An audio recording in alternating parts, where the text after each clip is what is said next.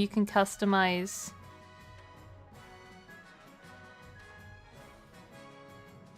your team if you want to, but I'll give it a second. You did steal the count's spot.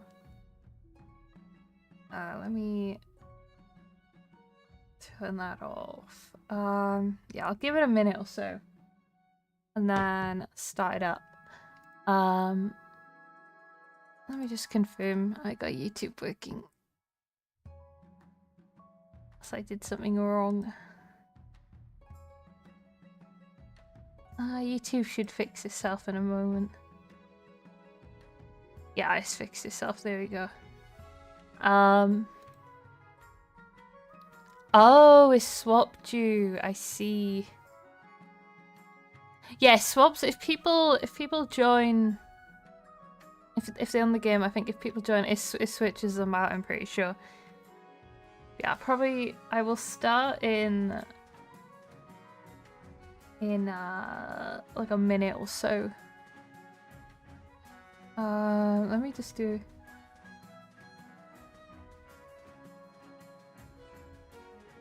And then I'll just pin that so it's still there. There we go.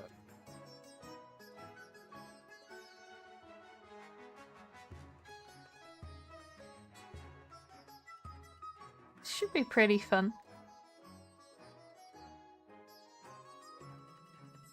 I haven't played this for a few weeks, so good chaos, good fun. Alright.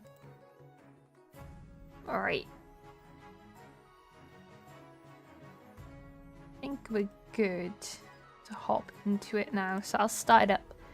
Gotta remind myself. Well, I barely remember like the strategies here. Okay, so we'll have half to victory. So that's just my goal, Your Majesty. When you die, how do you hope the kingdom will remember you? Looking at what we currently got. Farming or faith? Well, I guess it's between trade and farming. Have I gone for a farming? I mean, I think I've definitely done trade. I'll try farming. Interesting. Are you concerned for the welfare of the commoners, or are you just hoping for a favourable passage in the history books? Probably. I suggest over the next few years you focus on improving the kingdom's overall farming as much as possible. This will be easy. Once you have an heir, I will return to discuss how your ambition is progressing. Good luck, Your Majesty. Okay. Yeah, this should be... We can just click through this stuff. This is just meet the council. So, meet the counts of the east. So we got Colomande. In order to finally make your acquaintance, may you escape the doom that befell your predecessor. Okay. So we got Maxilium 10. Pleasure, Your Serene Highness. I hope to see our kingdom prosper and grow wealthy under your reign. And then Barons of the March, we've got Hilly 666. Hail and well met, Your Highness. Under your leadership, we'll whip this kingdom into shape. Okay. The council hall immediately fills with raised voices as the nobles argue with each other and demand your favour. Okay. Science it back. Is this what the council is like? No wonder your father told you to avoid the throne at all costs. Alright. And coronation, so I think this is the first vote if I remember. So, Your Majesty, I've scheduled your coronation to take place in a week's time. Why the hurry? To delay any longer would make the nobles restless, and when nobles get restless, they take their daggers and look for the nearest back. We wouldn't want that, I suppose. As is tradition, the council will decide what happens at your coronation. Of course. Shall we call the nobles in? Okay. So, A, B, C, or D when I do it. Do any of these give farming? No. Do I want to veto any of these? I suppose I want to veto. I don't actually want to veto. There's no need. Yeah, so A, B, C, or D. C is tradition. Wait, one ad from 5 ads. What are the ads doing? How is it giving 5 ads? I think it just does it randomly think it's like every 30 minutes or something. I don't know why it's done 5. I'll leave it up for a bit anyway, so there's a chance to vote. Speaking of, let's look at the... We kind of got 2 in all of them, so that's pretty balanced right now. Okay, so we got force the commoner to swear a blood oath. There is no tradition in this stream. I was almost gonna veto that one. Oh, this is fine. So... I don't think we've done this one. So the common citizens of the capital are lined up in a winding queue that loops along a dozen streets. One by one, they are brought before your throne, bowing and scraping. After a bit of prodding from your watchman, each citizen slices their palm and smears their blood on your boots, swearing their eternal loyalty. No amount of scrubbing will save your shoes after this. The last monarch to hold a blood oath ceremony was King Timion the Mad, who also once declared war on the colour blue. The peasants mutter darkly that another tyrant now sits on the throne. That's not good. We're all about up in the farming. I don't want to be a tyrant. Okay. Right, it's plan time, what people gonna do. So Aurelia of the Conquith family. Charismatic coastal prodigy, scribbles with a well-used quill on a hardwood desk, speaking calmly. Fellow patricians of the court, my claim to the throne is far more legitimate than that of Queen Shelley. Something must be done. And then you've got subterfuge, lower stability. That's kind of already being done. Doppelganger, lower own defiance. And then intimidation, raise stability. I mean, it's A or B. Seems like the easiest options there.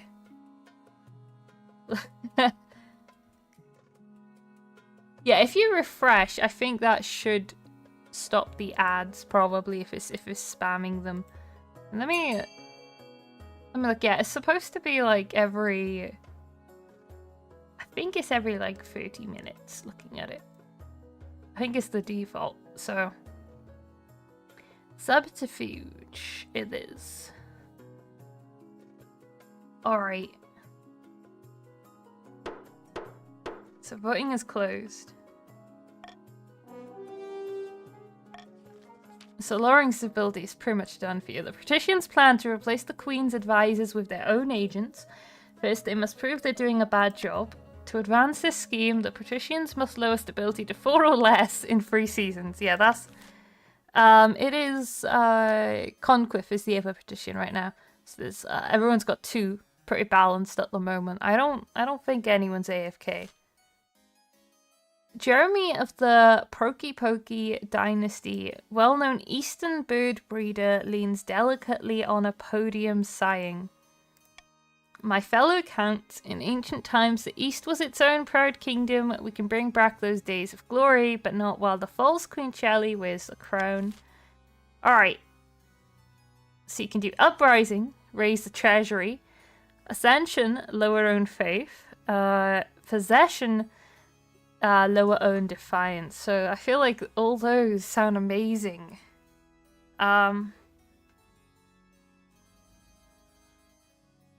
Wait, possession. Whoa. Hang on. Okay. Got with possession. So voting is closed. 2 nobles voted for possession. So the Counts plan to summon a demon to possess the Queen, putting her totally under their control. First, they must lull the Queen into a false sense of security. To advance this scheme, the Counts must lower their defiance to 4 or less in 2 seasons. Alright. Fair enough. Okay. What are the Barons going to do? Martin of the Lipioma bloodline, notorious marcher elder, stands before a blazing hearth, roaring with arms outstretched. When have the Barons of the March backed down from a fight? Never. I know you'll do whatever it takes to put me, your rightful king, on the throne. Okay, so you got sorcery, raise authority, that's kind of already done.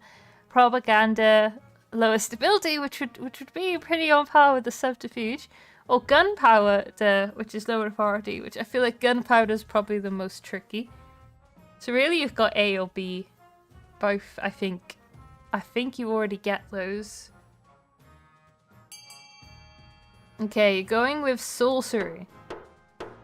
I think you've already got enough. I feel like it's 6 for the first one. The barons plan to make a bargain with a wizard. These immortal spellcasters seldom get involved in political squabbles, but perhaps if the queen was considered a threat to their autonomy, to advance a scheme, the barons must raise authority to 5 or more in 2 seasons. So everyone's basically got their conditions right now. Okay, continues to the laws of the lands. Swing votes. I don't want swing votes. I mean, I think for me, I need to up stability. I don't want to up authority, but upping stability. That's the only thing I can do there. Okay, so we got the honor guard. We're gonna a need for horses. Where's the other one? Is there only 2? Or am I blind? Isn't there normally 3? Oh no, it's hidden behind the march. Hang on. Okay. Noble Patrician Conqueror is here to see you. Your Majesty, they want to sell you a crab. It's the crabs. Of course they do. It's the latest trend along the coast, Your Majesty. The patricians have started keeping a species of jewel crab as a fashionable pet. The creatures are so rare that one can now sell for as much as a mansion. Very well. Send them in. Okay. Thank you for seeing me, Your Majesty. I know the price is steep, but I assure you these crabs will only go up in value.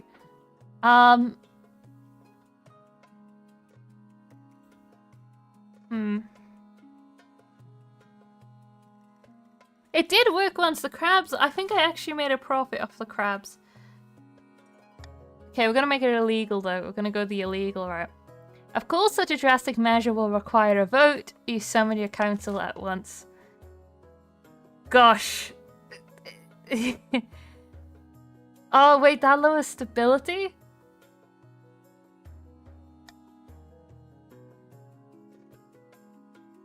Okay, I'm gonna just,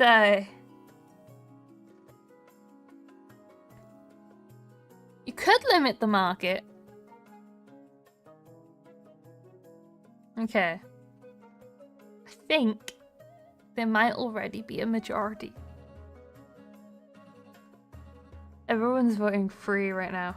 Yeah, okay, yeah. A B's got majority already. There's no need to delay. I could have... I mean, stability's gonna go up from that. So now patricians can't do the thing. Uh-oh. The council refuses to pass your law. Over the next few weeks, the sale of crabs along the coast becomes more and more frenzied, and the prices grow to jaw-dropping heights. Okay. And I don't own any crabs, so I'm not gonna make any money. Unless I confiscate people's crabs, if that's a route. Your Highness, I've been thinking. Marcher soldiers are without peer, but our armies could always be stronger. This is true. What we really need are better horses, but the best don't come cheap. The Ashmedians have a surplus of destriers at the moment. Horses bred for war, perhaps the crown could go halves with the barons to acquire some for the good of the kingdom, of course. Purchase the horse from Ashmead, so that ups military, that makes me broke. Encourage the baron to breed their own... I'm gonna veto this. But you can vote whatever now. You know, I don't want defiance going up. This is a peaceful kingdom right now.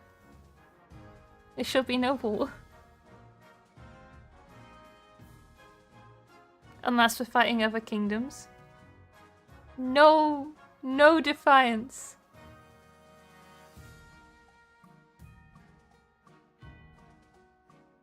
Okay, I can see that B is the winner. So we've got farming. And voting is closed. So we've got encourage the barons to breed their own destriers in the march. The barons get to it succeeded. Get to work learning everything they can about horse husbandry and the best breeding techniques. Hopefully you will see positive results by the next foaling season. RNG was pretty nice though. And then it's the honor guard, which I'm gonna pick someone. I'm not gonna not. One evening, you're sitting up in bed, reading some paperwork, when a filth-encrusted peasant... Oh, it's the peasant. Oh, no. Hello, your match. I'm glad I finally found you. This bloody place is a maze. Mind if I take a seat? I'm gonna call the guards. But your palace watch are nowhere to be seen, despite you yelling yourself hoarse. Okay. Listen, I've got a bloody great idea for you. What if we chopped the legs of horses and replaced them with wheels? Boom, faster transport. The timing, considering we just started breeding horses. Before the peasant can explain further, your marshal bursts into the bedchamber, sword drawn. Your Majesty, I'm sorry I didn't come sooner. I have no idea where the palace watch are. Do you want me to kill this intruder? I want to hold a vote. Whatever you say, Your Majesty. Breed crippled horses, oh no. He goes and gathers up the council, who trickle into their hall in their pajamas, rubbing sleep from their eyes. They don't look particularly pleased to be woken up. Is that authority going down? Hang on. Wait. Hang on. Hear me out. We're already breeding horses in the march. I want to know if something will happen. No, hang on. It could be funny. It could be funny. Trust. This is true. Wait, that's down... Well, all of them put farming down, actually. It is a tie. I think Conquest might be AFK or not you. So since it's a tie, I'm gonna go with this. I know I'm losing farming, but I want to know if something happens.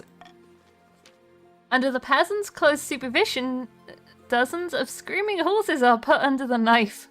Big wooden wheels are surgically attached where legs used to be. These horses seem to die before we can get them rolling. Perhaps we need to keep trying.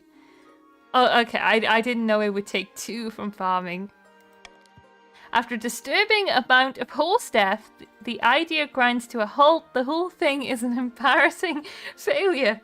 I see. Your Majesty, if that peasant had been a maniac with a crossbow, I dread to think what could have happened. Okay, patricians actually gained Rex, which I think because Conquest AFK, that kind of balances it out. Okay, if one thing's clear from this mess, it's that you need an honor guard who can actually keep you safe. Not like the pathetic watch. Think carefully, Your Majesty. These guards' loyalties will be divided between you and their region. Of course, you could just hire foreign mercenaries. They'd be loyal to coin above all. Hang on. It was for the sake of the kingdom, right? It was for the kingdom. Alright. So... Okay. Weigh your verdict with bated breath, Your Majesty. Right. I don't need to be sold on the things. So, I do need an honor guard. So this bottom option's useless.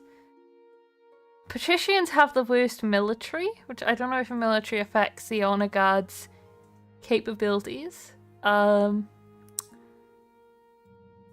Based on the fact... Wait, what does this have to be at? The counts I need defiance going up. Okay, military shouldn't affect. So I'm actually not going to pick the counts because I kind of need your defiance up. I need authority down, is it? Yeah, I need authority down. And I need stability up. That's right, I'm going against all of you right now. I am thinking about hiring foreign. That worked last time quite well. And authority would go down. I see what you're doing. I see. I'm sold. I'll make arrangements at once. They're loyal as well. The battle-bitten brethren arrive a few weeks later. You've never seen such a gang of huge and pleasant-looking cutthroats, sneering and smirking, cleaning their fingernails with daggers. No. There should be no rebellions. This is a peaceful kingdom. Your fears are assuaged by their commander, a grey-haired man who calmly explains the service they provide. As long as the coin doesn't run out, they'll sacrifice themselves to the last man on your behalf. Okay. So some things happened. Technically the counts doing stuff right now. So we got monuments, we got theatres, aqueduct, observatory, prison, Thieves Guild. All of these are kind of bad for me. I mean, they all just put something down.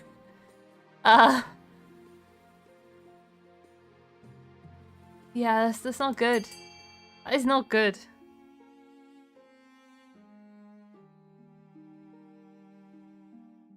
Yeah, they're not good for me. I mean, I'm assuming patricians are gonna get E, or aim for E. Barons are gonna aim for A.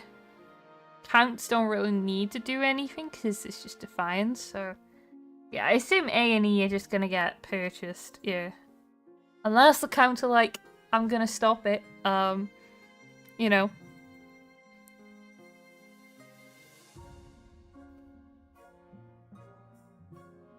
The counts could sabotage, though. Never mind. Patricians are fighting back. Oh, I don't know what the delay is, but I would recommend sending... Okay, yeah, you just about got that in, I think. I think that was just about saved. 701 and 1100, so yeah, I think that just about saved. And also, it turns out Lipium was not charged 1,000, so... I think you still got it, so... Okay, we've got Finding and Suppose. I'll do that last, because that's the default stuff. Okay, Heretical Discovery. Your esteemed highness, I bring troubling news. Someone took the Ninth's name in vain again. Not quite, your highness. A group of individuals in the east are meeting in secret to preach heretical teachings and engage in rituals. They are believers of some ancient folkloric tradition. It's tied to some primordial spirit they say lives in the trees. Silly stories for children. Regrettably, I require the council's permission to launch a proper investigation, otherwise my inquisitors would have destroyed the cult before it had the chance to spread.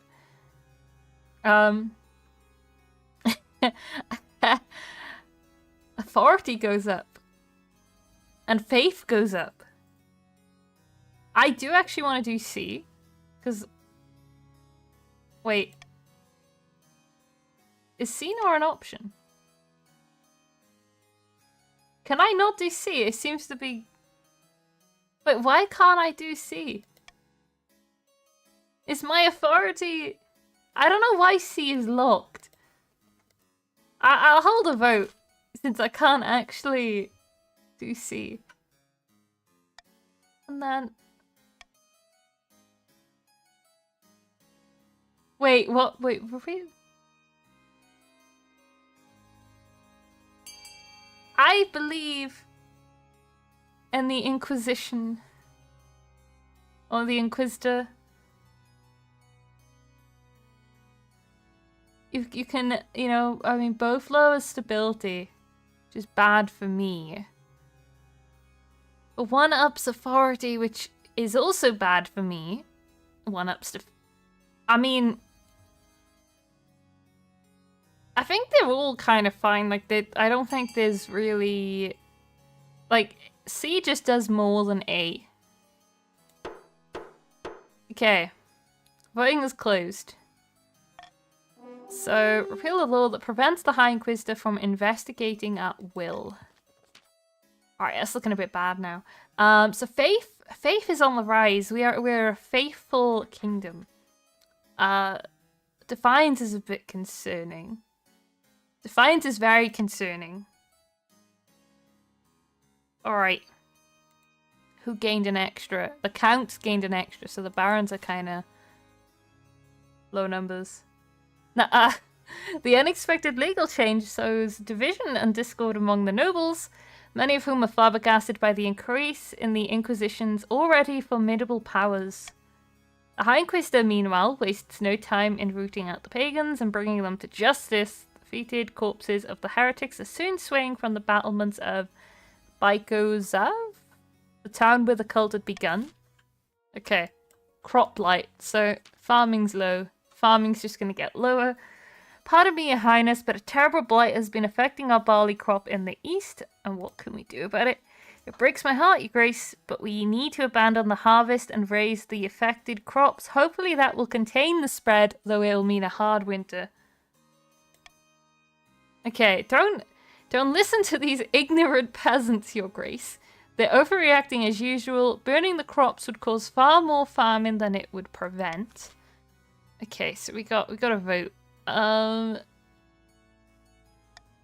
Alright. I need to up stability. Okay. So you've got raise the blighted barley crop, harvest as much as possible, consult a witch, or pray to the ninth for a miracle. I think you should consult a witch. I think you should just consult a witch, right? What's the worst that can happen?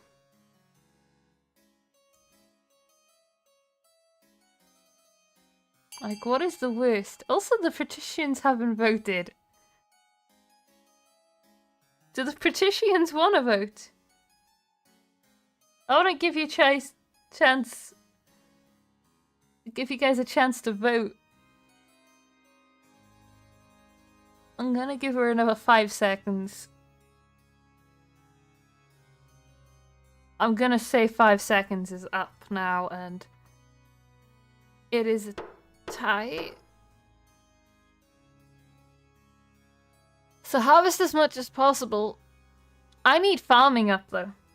I actually need farming up. I don't want farming down. It's gonna help me with farming, at least.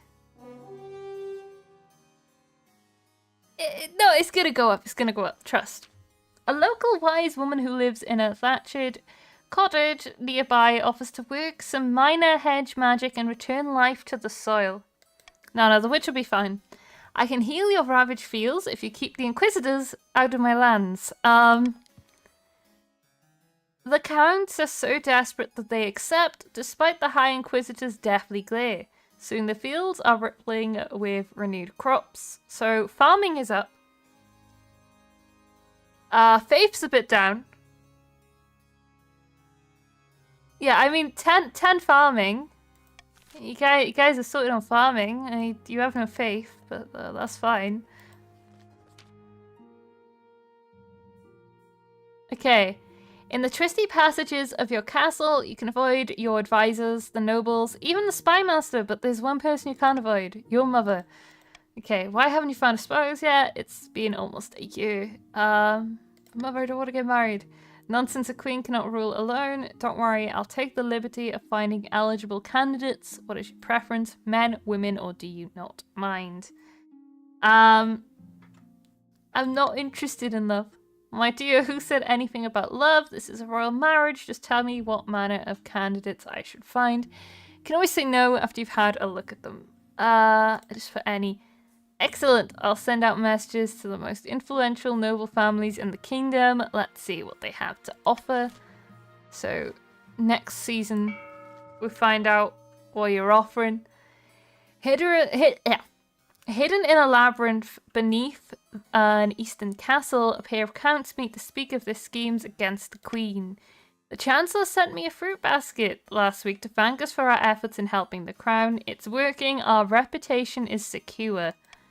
Our problem now is the Archbishop. His beady little eyes will be focused on us. If we're not careful, you must evade him at all costs.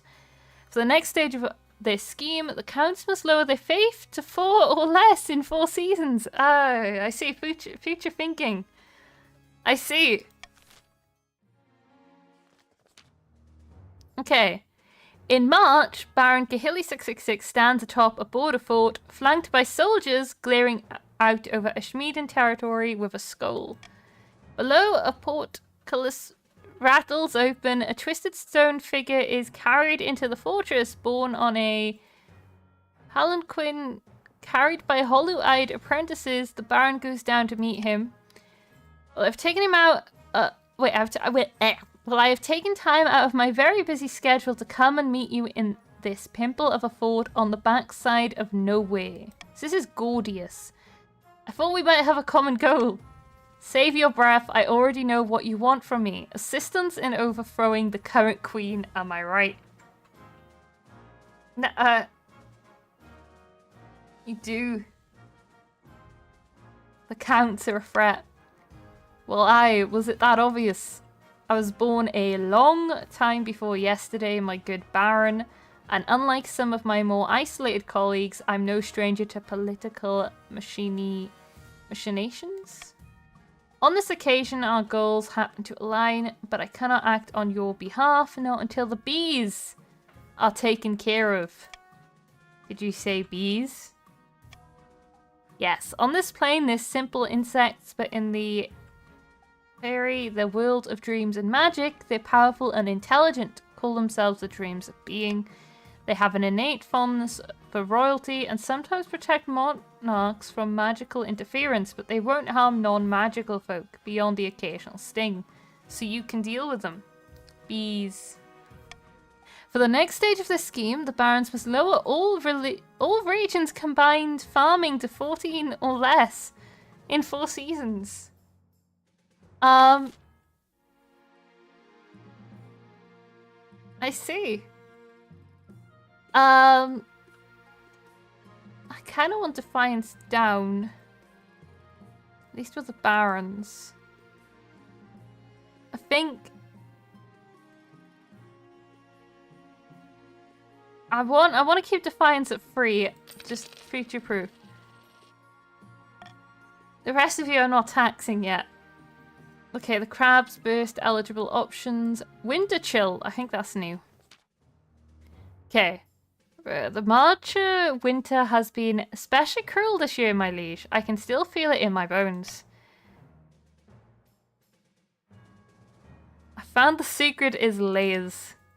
It's not just about me. In the March, the river's frozen and the people won't work for fear of frostbite. My butler touched an iron fence post and lost his entire finger. Okay. Do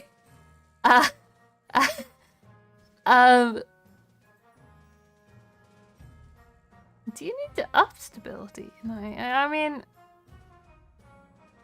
the funny option is vetoing D.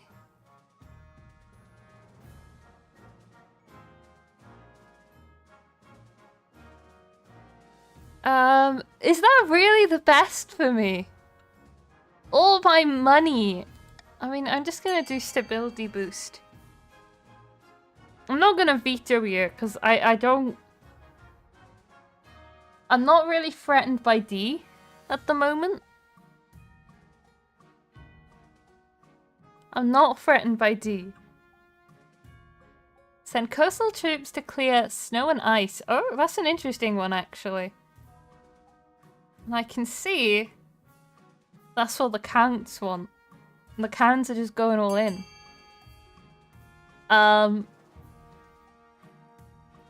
So the patricians want to vote. They're just like, no. Wait, you guys are killing the army. I mean, I feel like I've given the patricians enough time. Okay. So send coastal troops to clear snow and ice. So, coastal mercenaries soon arrive in the March and get to work. So the military challenge failed. Stability is now teetering and defiance is now insolent. Being unused to these conditions, they're freezing and grumpy. Oh, and farming has gone down by like 1. They melt some ice using a cunning mirror array, but it quickly freezes again, making the roads of the March into slippery death traps. Baron Kahili 666 demands that they leave before they do any more damage. Okay, so Tishian's doing damage. What's happening with the crabs? Are they doing the AFK strat? They could actually all be gone. Wait, no, Maxilium is here. But is... I think Conquest's gone. I don't know if Rex is here. I think Rex did do the auction. Okay, bad news, Your Majesty. A new reef has been discovered, which is overflowing with millions of jewel crabs. Crab prices are crashing catastrophically. How could this be? The entire kingdom will suffer financially, Your Majesty, with the exception of a few patricians and myself, because I did not invest. Curiously, noble patrician Conquip, the very same patrician who first began the crab craze, recently sold all their crabs at a huge profit just days before the crash. Oh no. I think that patrician is AFK. Something must be done.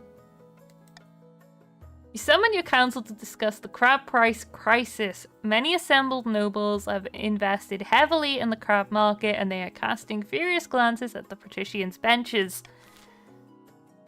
I can't bail out the businesses. Oh no.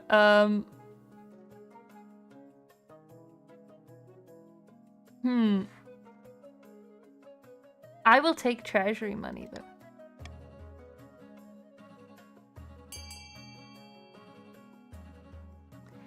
I'm aware that defiance will go up and stability will go down.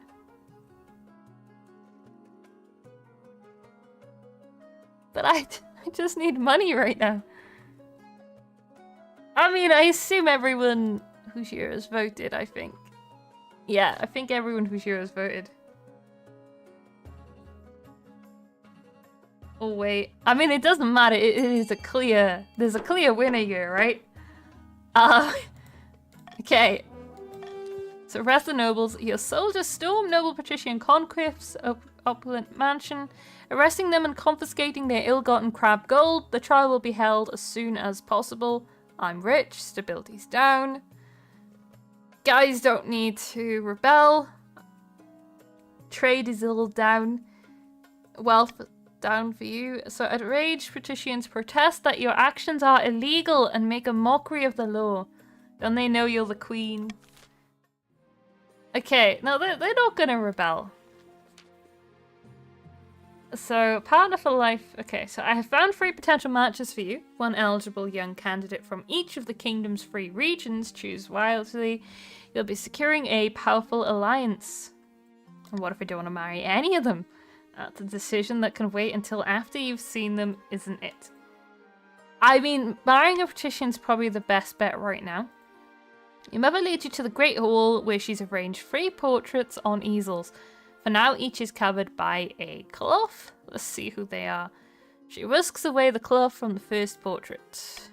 This is Lorelei, the eldest daughter of Eastern Mr. Time Wank Dynasty. According to the counts, she's a little naive, but that may just be compared to the utter ruthlessness of the Eastern courts. Not counts. See that beautiful fur coat she's wearing in the portrait? Wolf pelt. Hunted it herself. She's always planning something, they say. Schemes within schemes. Now that should make me paranoid. Intriguing. From the coast we have Basil. The wealthy heir to Lord Patrician Rex Connerer and Desio's estate. I mean, just look at him. He's gorgeous and apparently he's got a silver tongue too.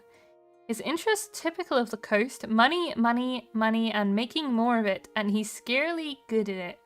I do like the sound of money.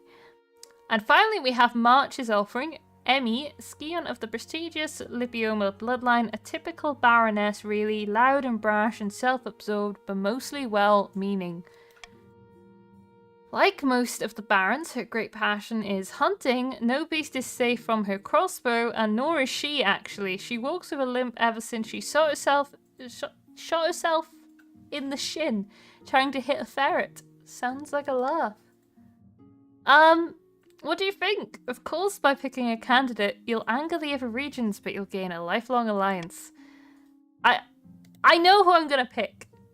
It has to be a strategic pick here. I need to lower defiance of the patricians.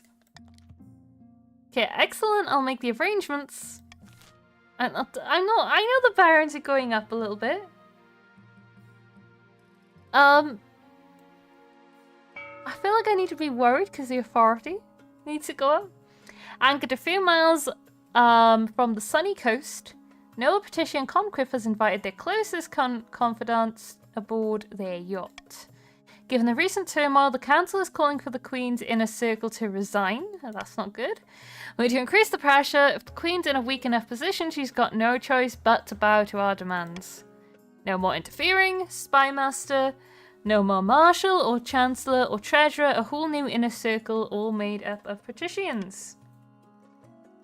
For the next stage of this scheme, the patricians must lower authority to 4 or less.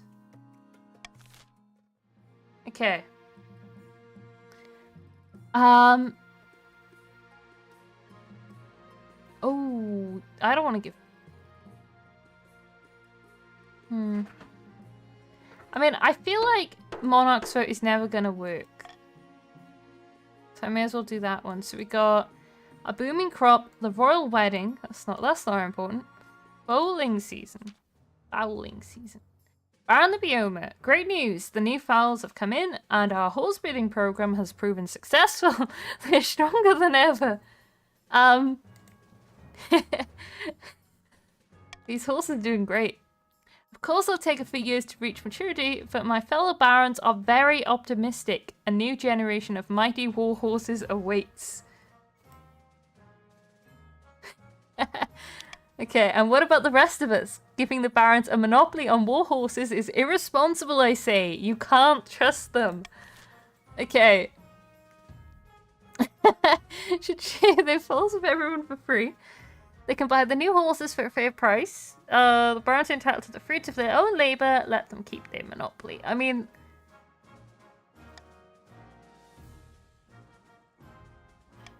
I don't want the horses to be shared. But anything else is fine.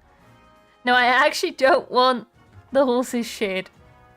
Because Defiance. I don't want Defiance going up. Come on. Don't you guys want to buy the horses to up your military? You could buy the horses. To then rebel against me. And overpower me. There appears to be a tie. So I mean... I'm gonna go with A, even though I know that could potentially backfire. Because I don't want Defiance going up, down. I like it at the balance 4 that it's currently at. Okay. Fine. As long as we're properly compensated. Also, I think the Patricians and the Barons might need to work together. Okay, so everyone's lost money besides the Barons. Military's up for the coast and the east. So gold changes hands, and the Barons send some of their new foals to the Count and Patricians. Everybody wins. Everyone has horses, you know? Booming crop, thanks to the witch, by the way. Your Majesty, the yields from the eastern farms are extraordinary. I've never seen the like. The peasants are practically drowning in cabbages. They've even hybridized a new variety of pest-resistant cabbage that cures nightmares. We must assemble a team from the university to study this new crop. It could benefit the entire kingdom. By blood of the dead, wait a moment. You can't spread our secrets to just anyone. I'll have you know that our produce is very much in demand. We're just in the middle of securing a cabbage trade agreement with Tavolin. These eggheads could disrupt things terribly. So pay the counts to accommodate the scholars, prohibit the scholars, and fast-track the Tavolin deal. Claim the hybrid cabbages for the kingdom and distribute widely. Widely, yeah.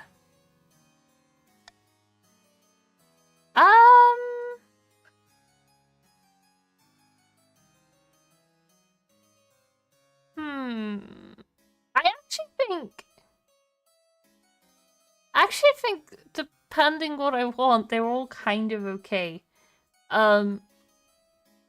Maybe. I get up stability. I'm just gonna do that. I'm not gonna vote. I just want to see where people are voting. I see pay the counts to accommodate the scholars.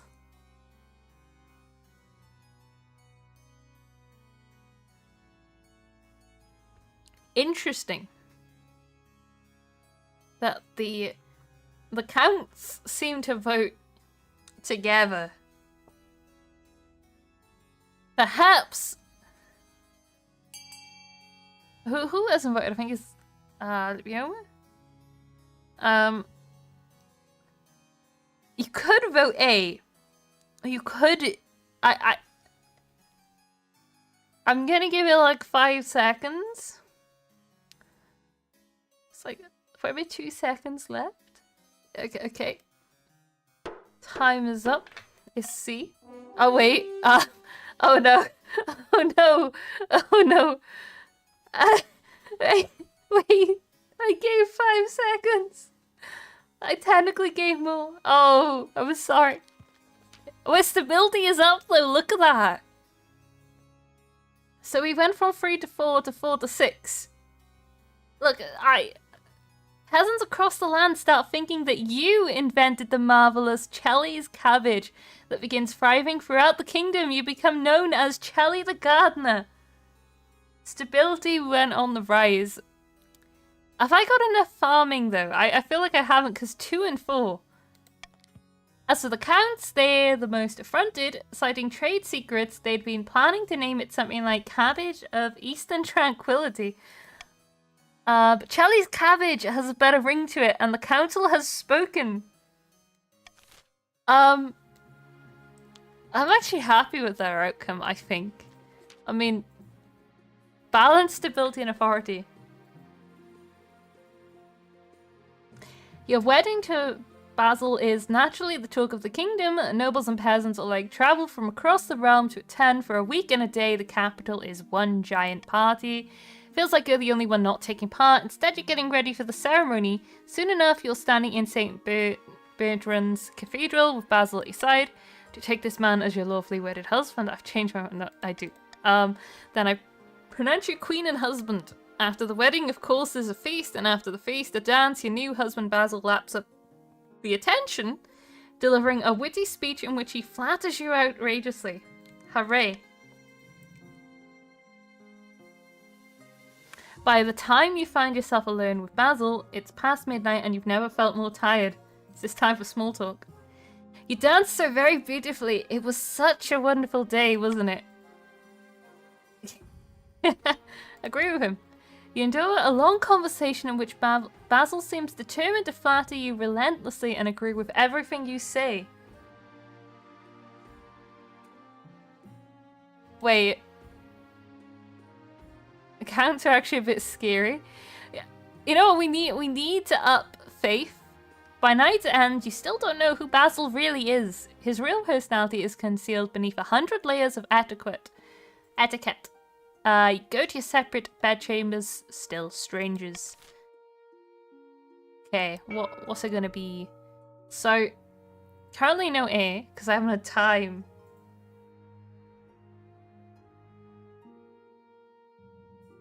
Alright. Next thing. So we got begging for scraps, a helping hand. Everything is to do with the patricians.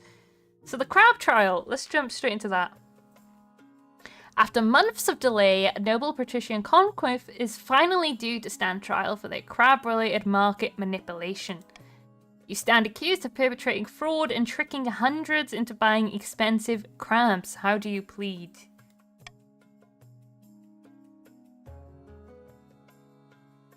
I know. I'm guilty only of making money. So I broke a few laws along the way. Is that a crime? Yes. Obviously, I pronounce you guilty as charged, and your fate will be decided by the Queen. So pardon the offender, imprison the guilty party, hang the scoundrel. Do I hang him?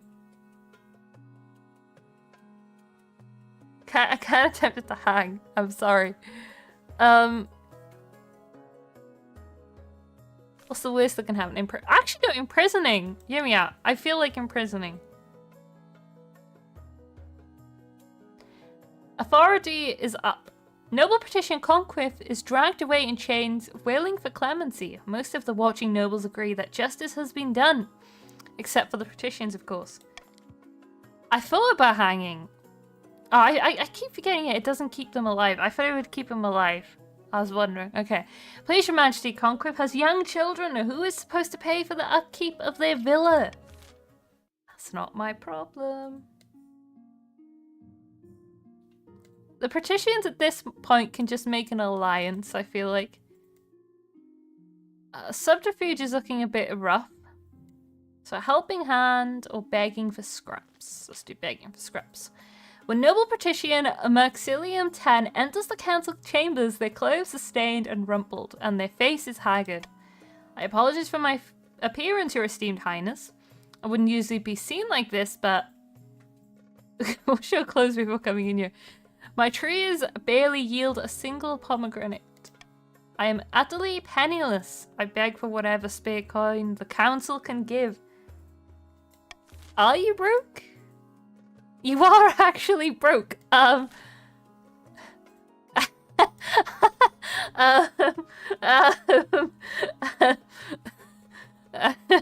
mean, let's just take a look at Culminate is wealthy. They should help. With 200. You're wealthy apparently. That's just messed up. You'd think they'd be like, oh yeah, let's get Lipioma's money. Okay, the crown should provide funds from the treasury. Oh, but that does lower defiance, but I need my treasury money. You've got A or C to vote between. You can vote A, or C, you must deal with it yourself. I'm guessing it's gonna be tied or it's gonna be A.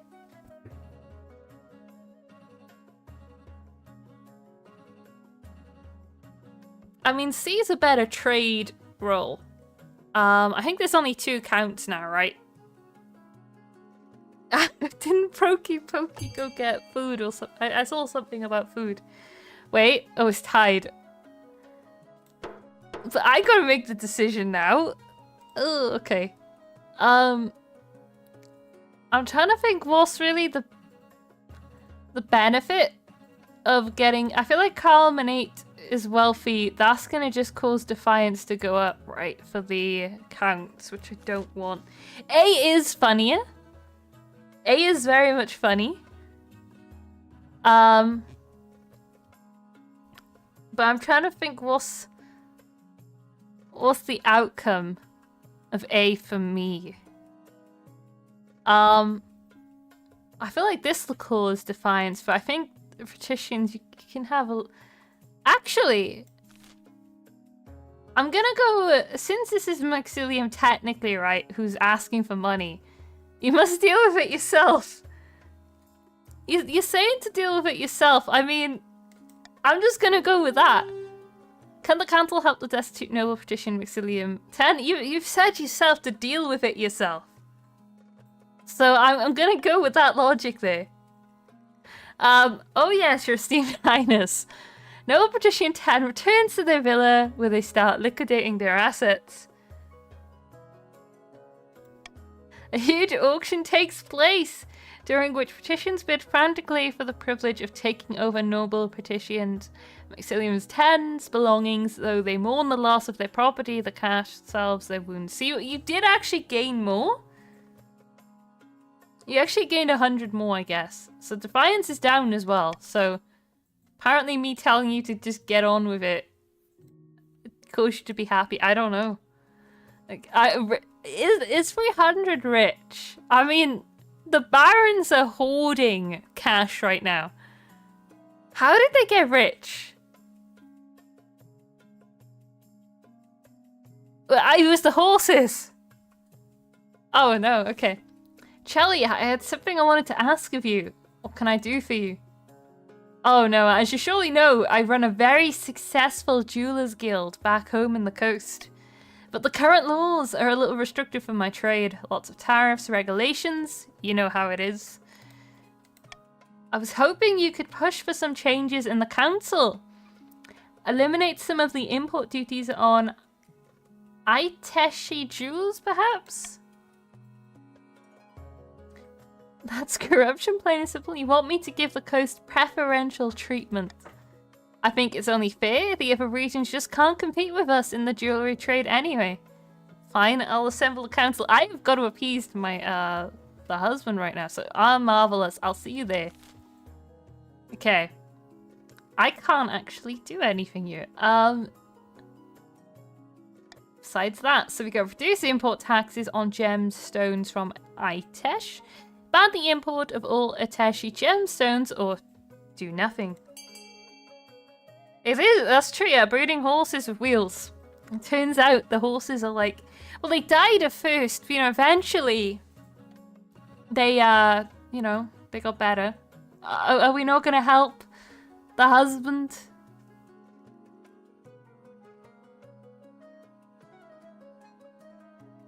You know, you could up authority more than it already is. Isn't that bad for the patricians if authority's upped? I mean, it's tied right now, I think. So, do I want trade to go down and defiance to go up? And I mean, authority going up's just a win.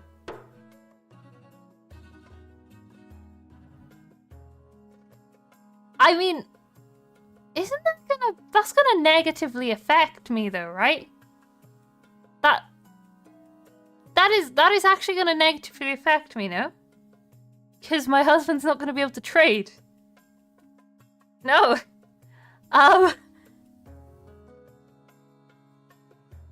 Like, even though my authority will go up to 9, which would be pretty good. No, my authority is absolute. I can't do that. So should I import tax on foreign Jews? Okay. So I see I've underestimated my enemies on the council. That's unfortunate. My husband doesn't think it's my fault. The council is blamed regardless. Okay. Authorities are oppressive. Banning Iteshi gels has a marked effect on the patricians' economy. Cheaper, lower quality stones are imported from Ashmead, but it's an arduous process. A number of nobles are seen clutching their old jewellery with increased paranoia as their value increases sharply. I see. Is that all of them? I guess it is. Okay. End the season. It's auction time, so lower farming. Up stability. Lower faith. Lower trade, up military, and lower authority. I mean, there is lower farming, which kind of is what you need to do. But I mean, oh, in the quests, yeah, there's not really been any farming related. I think it's just been military for the most part and authority, which has been great for me.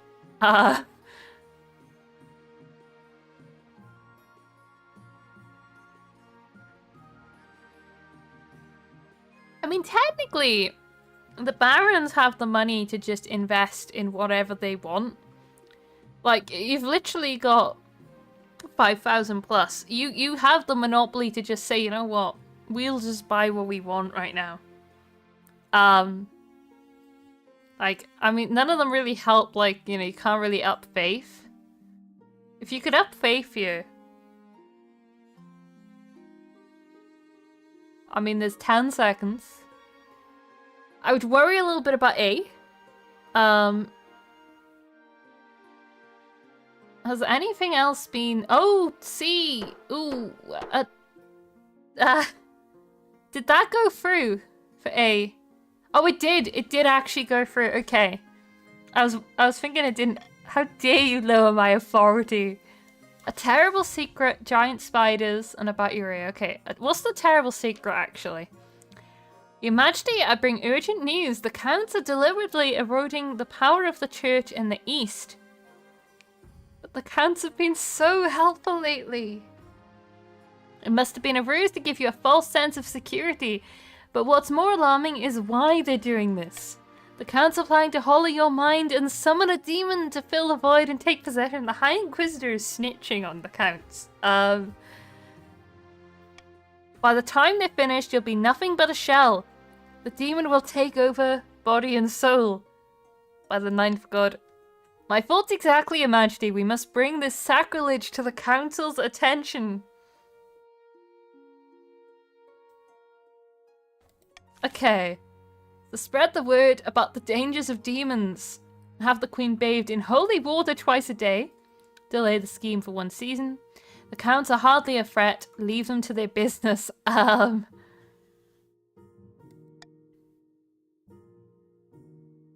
hang on. So,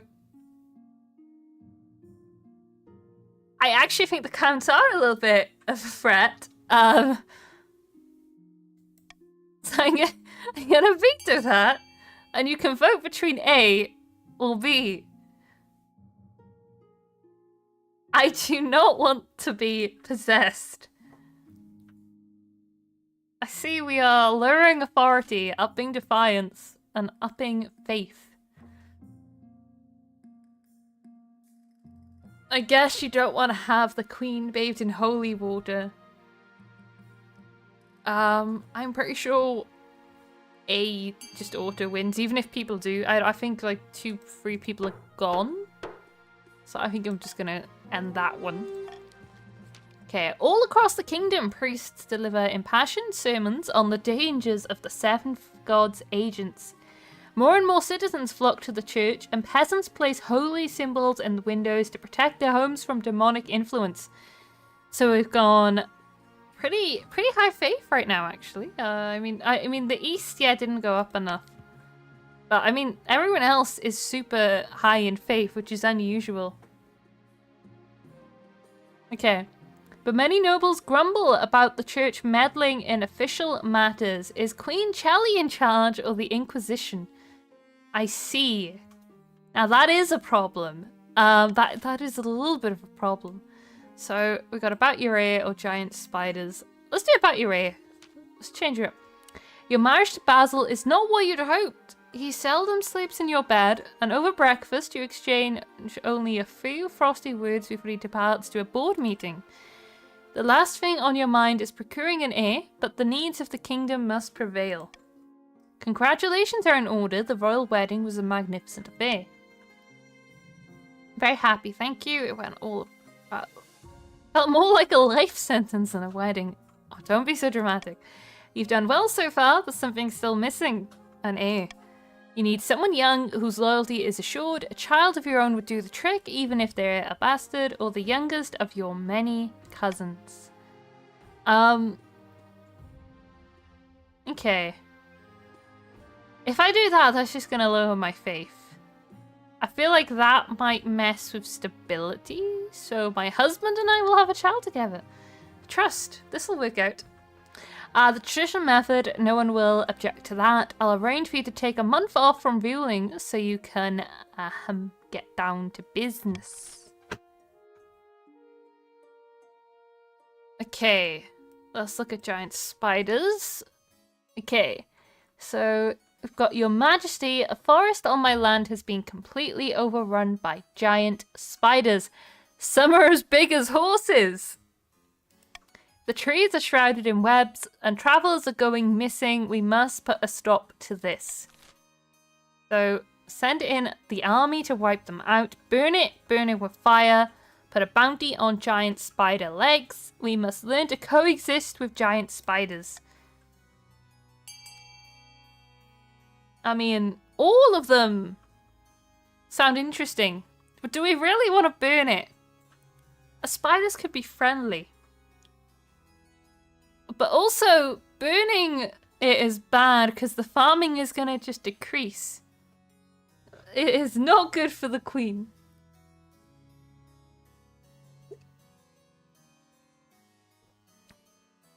I see that at this point it's B. Right. So burn it with fire. What could go wrong? No time to lose. You send an eastern militia to set fires at the edges of the forest. That whole thing's gotta go. Soon the whole forest is ablaze, as well as several nearby fields and a village. It appears that the Counts have gained another.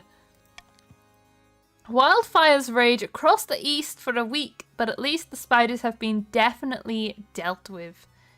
So farming's gone down by 2. That's a bit dangerous. Trade is down. No, hang on. No. No. You can't get me. Stability is too high. Alright. Somewhere along the coast, noble patrician Concliffe II strolls in their olive grove accompanied by a close friend. The council demanded a shake-up, but the queen resists all calls to replace her advisors. A great shame, there's little we can do while the queen's position is so powerful. The patrician's aim is to lower authority to 4 or less. I don't think that's happening anytime soon. Conte rises to a remote, unremarkable spot of moorland. Soon another joins them. The church is scrambling for power. The High Inquisitor is losing her grip on the populace. How exquisite, then we can make our move unseen. We must invite a demon to possess the queen. The ancient books describe 2 demons, each attracted to different aspects of a human mind. So you've got Ratchamasa, the mad tyrant, the cockroach queen, Gul Ray's authority, Murmuriach, Duke of Greed, the face of all coins, Ray's treasury. I need to lose money. I see. Hang on, let's just drop authority. Let's think about this, right? Do we... I mean, at this point, 3 was majority anyway. Do we really need to... the Cockroach Queen was once a favoured servant of the 9th God, but when she betrayed him, he banished her to the deepest caves where she became a twisted agent of the 7th. She desires to rise to power once more. She will be attracted to a powerful queen whose authority is unquestioned. For the final stage of this scheme, the counts must raise authority to at least 9. Well, that's a bit high. Down in the march, Baron Kahili 666 is visiting the wizard Gordius in his tower of black basalt. Lava bubbles in cracks in the stone, somehow flowing uphill. Last night, as I slept, I walked through the glittering halls of the Apiary, and do you know what I saw? Ruined palaces, cracked and faded. The thrones of the Dream Queens stand empty. The hives are dead or dying. All goes according to plan. The bees are dead. My thanks, great wizard. Now shall we discuss how to overthrow this troublesome queen? Curse her with a fate worse than death. Raise trade. Send her far away so she can never return. Raise stability.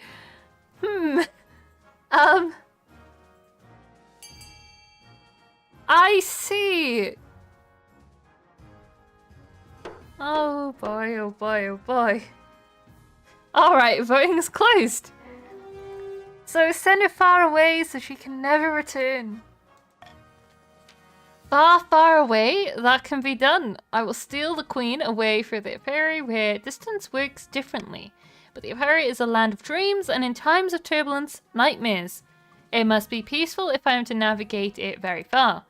Aye, that can be done. We'll make sure the kingdom's as peaceful as a sleeping lamb and everyone's dreaming pleasant dreams. For the final stage of this scheme, the barons must raise stability to at least 10. Dang. Well then. At this point, I'm gonna be nice. I'm robbing the patricians to up your defiance because, I mean, at this point, you can't do anything. Wait, I can do that. I can do that comfortably as well. Actually, I can cruel tax you all. Kahili 666. I don't think you need money. You got so much money. Oh, you've actually gained another baron as well, though. Honestly, I think I can just tax you all, yeah. I'm not afraid of that 8 defiance right now. So we've got a stage fright, we've got an infestation of crawlers, and a famine. Let's do stage fright. Alright. Your Majesty, there have been some strange rumours regarding the Grand Theatre recently built in the coastal city of Carlport. People are saying that an unscheduled play is performed there at midnight and that anyone who watches it will die 6 days later. Several deaths have already occurred. I remember this. Hang on. Sorry, did you say 6 days? But the 9th, Your Serene Highness, I went and saw that midnight play out of idle curiosity. That was 5 days ago. Wait a minute. Probably year 2 now. I will pay attention. I will watch it. What happened in the play? There were only 3 actors, members of the daytime cast. They seemed to be in some sort of trance, like they were sleepwalking. The story was a bit unclear. 2 of them were allies in a war. They captured the 3rd in battle and then devoured him in some kind of morbid banquet. That's true, actually, yeah. After that, I got scared, so I left the theatre. Maybe that means I'll live. Well, it was nice knowing you. The council needs to do something. Save me. These are actually really bad for me. Let me just veto that to be safe. Send the High Inquisitor to perform an exorcism. Send the Queen to watch a performance. This is all just superstition and empty gossip. I'll watch the performance if it wins. I'll try to remember this time, because last time I didn't even remember.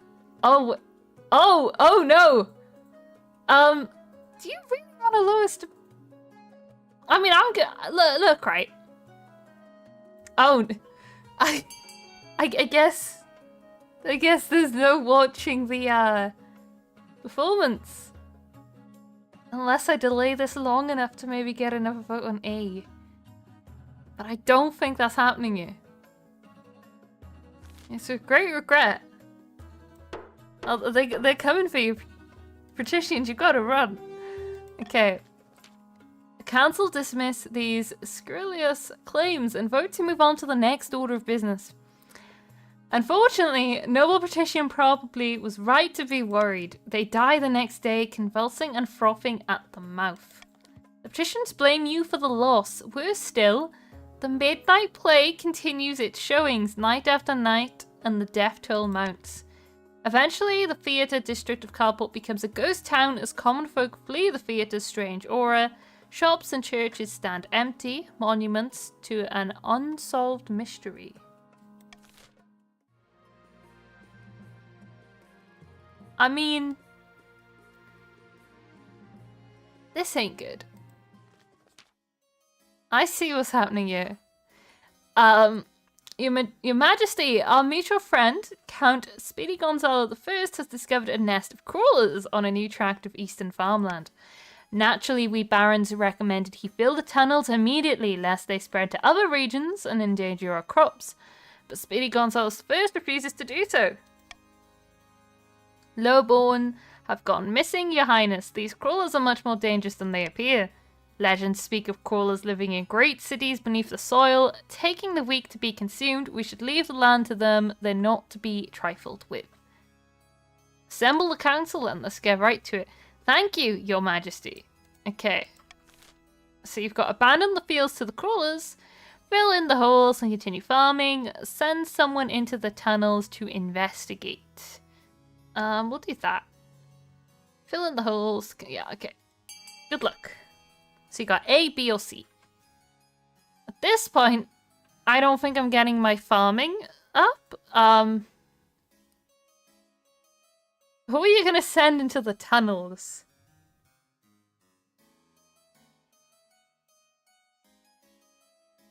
Could just fill in the holes as well, you know. I mean, what's the worst that can happen? Right?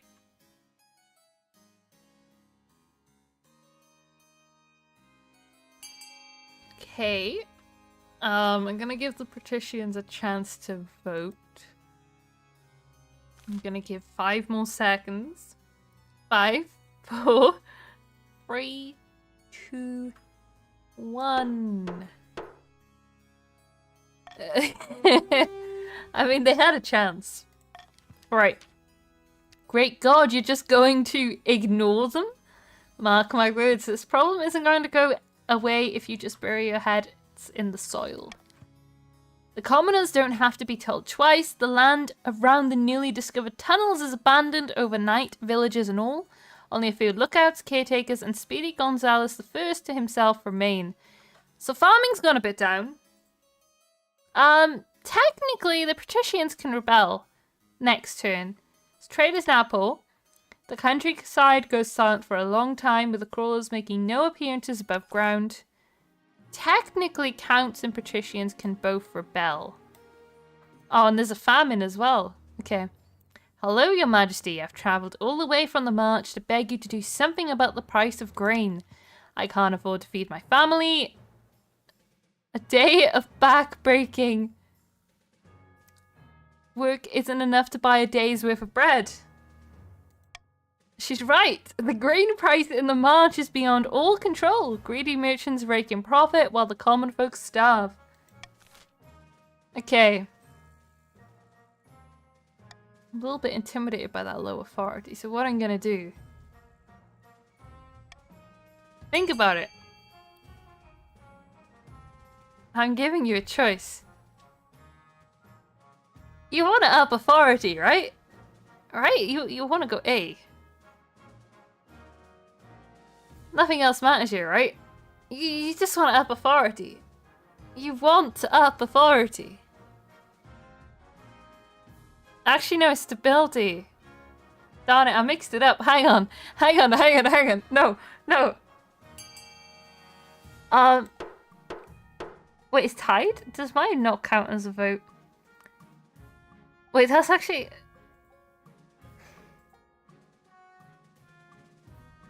You go bankrupt with C. I mean, do I? I feel like I'm doing pretty well on money. They get 9 stability? Yeah, they will go up by 2. I can't... But then again... Well, no, again, actually... Wait, what did you vote, Rex? Max voted C. The thing is... A would make the authority go up to 9, which would stop all of you being able to rebel.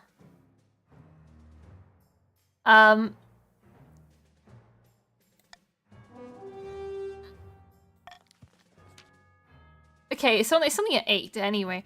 You place a strict price cap on grain. When the wealthy merchants find a way around it, you order a few of them hanged as examples to the rest. Oh no, it's only 8. This short, sharp lesson does wonders. Soon enough, grain is cheap again and no merchant dares to say a word. Hopefully most of the peasants will stay alive until next harvest.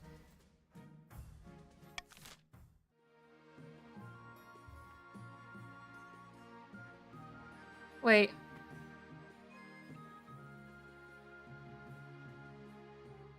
Don't click the link? Oh no. I think I'll have to look what Iron Choice does. I thought it did something with authority. The monarch max super food thing. If chosen, they gain 1+ authority. I mean, I did do that. So unless it just didn't give you an authority boost in general, I don't know.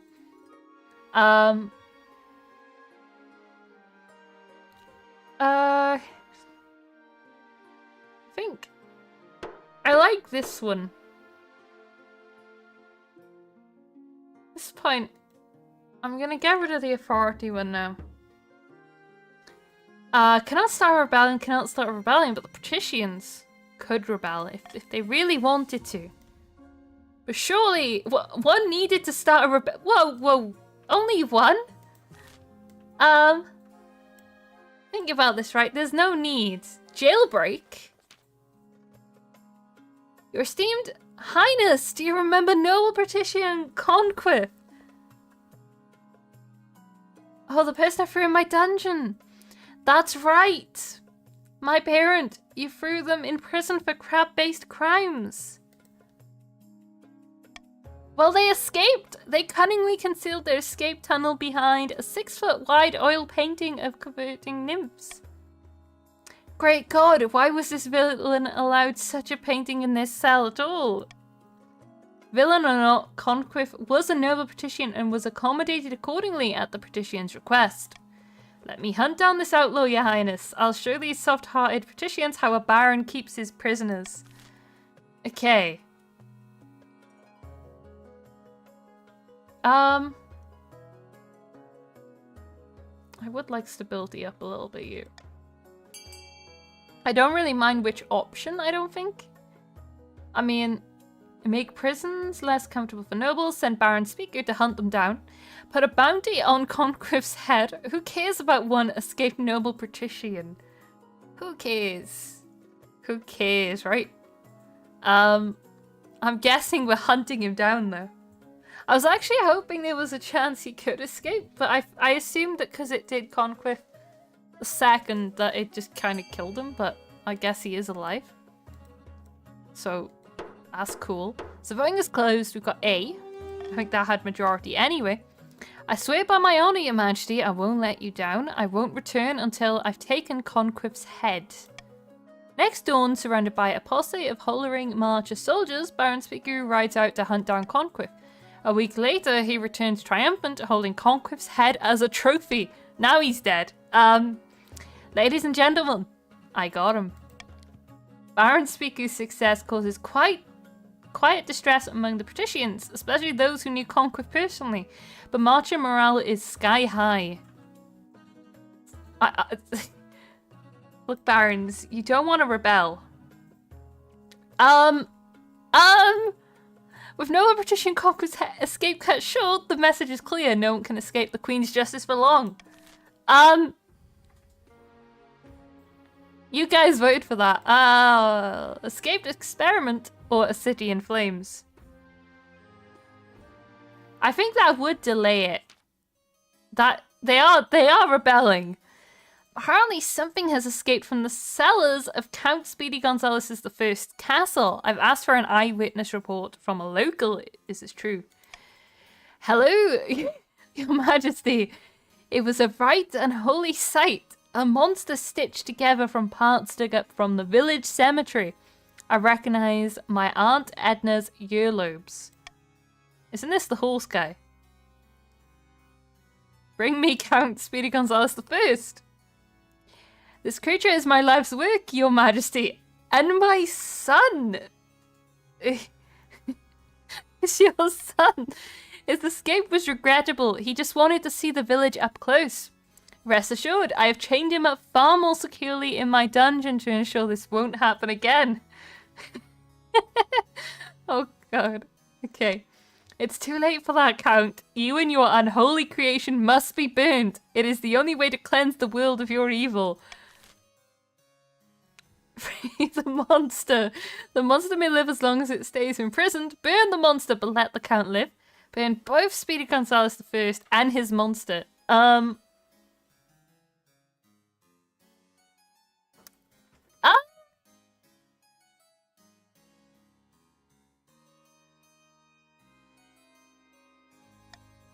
Hey, good guys, go.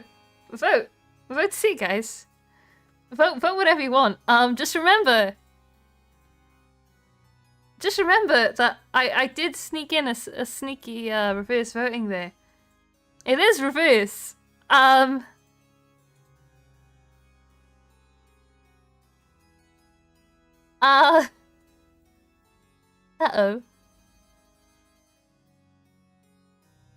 It'll be fine.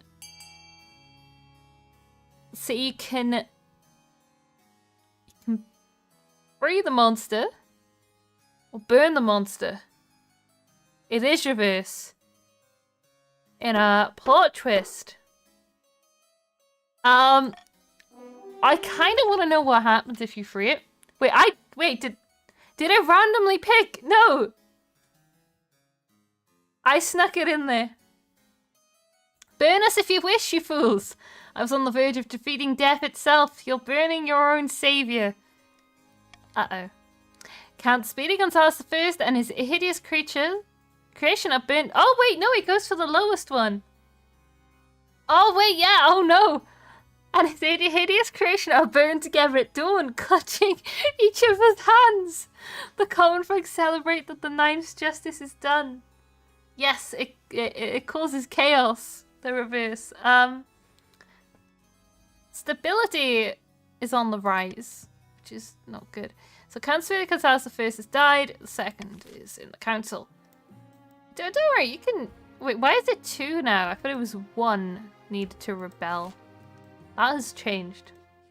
Don't worry. Alton has joined the Barons. You need 10 stability. Oh, you're actually right here. My liege, there's been a terrible fire in the city of Kellenberg.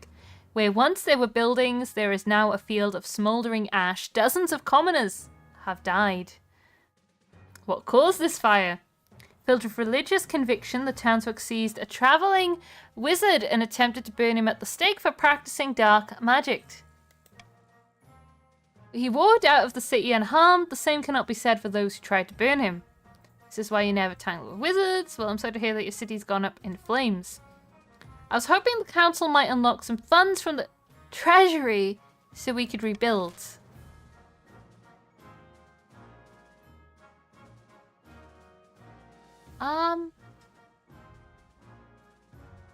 No. I'm just saying, maybe you should vote for option D. There's no need for me to veto D. Because D will lower authority. And that is within the best interest of everyone right now. Also, patricians gained another. If you don't want the counts to... No! We gotta punish the wizard. Yeah, okay, I think D is pretty much 1 year. So I'm gonna end that vote. I don't think the counts could do much there. A wizard named Gordius is deemed responsible for the fire. Wait a minute. Isn't that the same wizard? You sent a squad of soldiers to arrest him and bring him in for questioning. Oh no! Isn't Gordius the one, This is awkward, isn't it? Your soldiers are found a week later. Scattered around a field, reduced to bones and ashes. The superstitious townfolk whisper the wizard's above the laws of both queen and god. Oh. You're fine then. Authority is down though. I mean that backfired actually. Some barons' wealth has decreased. Oof. You guys are doing fine. Meanwhile, the barons who bear the cost of rebuilding grumble that money would have been more appreciated than your ham-fisted attempt at justice. Great God, what is the point of having a queen in the first place? The disrespect. Oh, okay, patricians appear to be, rebelling, led by Maxilium 10. So, yeah, sorcery, possession, and subterfuge, which is kind of it's kind of dead at this point. So, yeah, they're currently rebelling, on the verge of rebellion, but counts. You were so close. You just need 1 authority, and you just need 1 stability. I don't think there is a need to rebel at this stage. Counts. The opening strike. Okay, oh, hang on. Let's talk about my A right now. Your quest for an heir is finally complete. You stand before the council holding a small child in your arms. Should I die? I ask that my crown be passed down to. Council holds children with nervous silence. My son. Wait! No! No! No! Hang on! Hang on! No! The assembled nobles break out into polite applause. By designating an heir, you've cemented the stability of the kingdom. Your Highness, may I be the first to congratulate you on the birth of your son. What is his name? Charlie II. Of course the barons are congratulating. Huzzah, your majesty. I'm sure little Charlie II will grow up to be a chip off the old block. Okay. Congratulations on finding an heir. Now you just need to fulfill your ambition to win the game. No, it's not happening. Let's do opening strike and then go to rebellion. Okay. Do you smell that, my friend? Sorry, I think I stepped in some That's freedom you can smell. Freedom from the mad tyrant Queen Shelley. At long last, we've risen up against her oppression. But if we want to keep our freedom, we must fight for it. I ask you, my fellow Britishans, what will be our opening strike against the Queen? I do need stability down. Yeah, I need it down to 9 comfortably. We can launch a preemptive strike against the Barons to cripple their military capabilities. If we suspect the Counts may join our cause, we can call them to war. They'll be more likely to join us if the Queen's authority is low. Anyway, we could also call upon the Church to condemn the Queen, or finally, you could send off an assassin to nip this in the bud. Do you remember that I have mercenaries? It is because I have an heir now.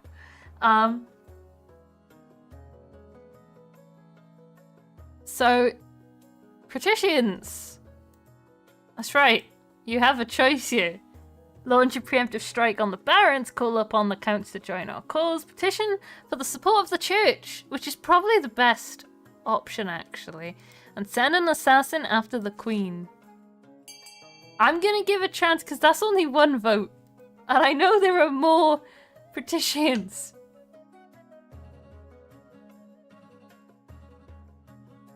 Unless there's not. Okay, fine. The voting is closed. 2 people did vote, but wait, did Rex's vote go through? Rex's vote did go through for C, right? So it just randomly picked the A. That's rough. The patricians launch a surprise attack on the march, slashing and burning their ways across fields and farmlands. They catch a regiment of the Marcher Army unawares and spring an ambush, slaughtering them to a man. Common folk whisper that the battleground will be stained red for a generation. The military challenge succeeded. One rebel point. Military's down. And okay, guys, you made a mistake. Marvelous, stand with the Queen. The coastal soldiers return home in triumph, leaving the march devastated in their wake. It is a 2-man army. That was calculated, I think. So it's rebellion time. Okay. At long last, the patricians have reached their boiling point. You are confronted in your throne room by Lord Patrician. I'm a human, nothing else. His smile gleaming in the light of the braziers. The patricians of the coast will bring you down, pretender to the throne. We will rise up and fight for Aurelia, the true queen. This is a formal declaration of war. The next time we see each other will be on the battlefield. No,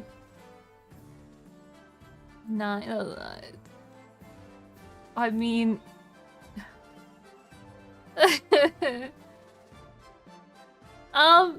hang on, counts. You can still get authority up. Come along now, traitors, get the chop. What? But you can't do this. I'm an envoy. See how the Queen's tyranny grows worse by the day? Your watchman wastes no time. Lord Patrician, I'm a human, nothing else, is dragged out into the courtyard and his head is struck from his shoulders. I didn't expect them to move so boldly, Your Majesty. What are our chances? The patricians are formidable but not undefeatable. I hope they don't persuade any other regions to join their rebellion. That would be disastrous. Look, you can get your authority up, Counts. Believe. Is it too late to apologize? It is. Now's the time for swords, not words. So this is it, civil war. That's right, Your Majesty. The kingdom is divided. There will be a lot of death and suffering before all this is over. I can't wait. I'll go dig out the trebuchets. Alright. You can still get authority up right now if you just pick C. You know, you've got A to up farming, up stability. Barons, Counts. You can do both of these. You got the money. You can lower the patricians' military. That's a W, you know. Yeah. I don't know how you have 0. I don't know where the money's gone. I'm just saying, you got B, you got C. You've even got F as an option. They don't need no more faith, you know. Really, you could just put all of your money. This is the time. You got a fund and then letter and the number. The barons are just like, yep. Look, right, the patricians, they could kill me and win. If you don't get authority and stability up. Think about the kingdom, guys. Interesting. But remember that the patricians have like 1,000 and just put all your money into B and C. Like, you should put all your money into B and C. Okay. Time's up. So stability has gone up by 1. And military... Wait.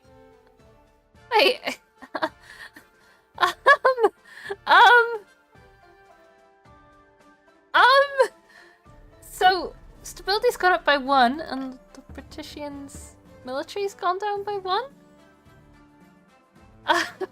Anyway, it doesn't affect everyone's military. It's just the patricians' military, unfortunately. Oh gosh. Okay, the crawler crisis. So let's avoid everything else right now. Your Grace, I'm in danger. Those crawlers beneath my farms are called Vargar.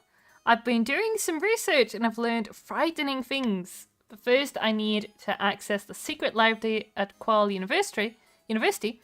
There must be more information there. Oh, and I need more soldiers to protect my family. The Vargar are watching me.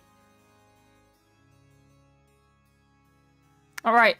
Never mind all that, Your Highness. Waves of refugee common folk are fleeing the crawler lands and overrunning the march. We need support.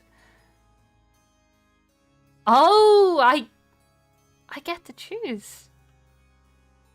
I get to choose. Do I want to help the refugees or do I want the knowledge? Well, actually, no, I lose soldiers. I need the defense, I'm sorry. No, Your Grace, please, I'm in danger. You'll be fine. I'm sorry. Alright. So you can provide the refugee with farmland and new equipment. Send them to the coast and spread them out. That ain't an option. Conscript the refugees into the military. I mean... I want to do that. It'll make sense. It'll make sense. Probably. B lowers authority. No, it lowers stability. But if you vote B, really, none of these are bad.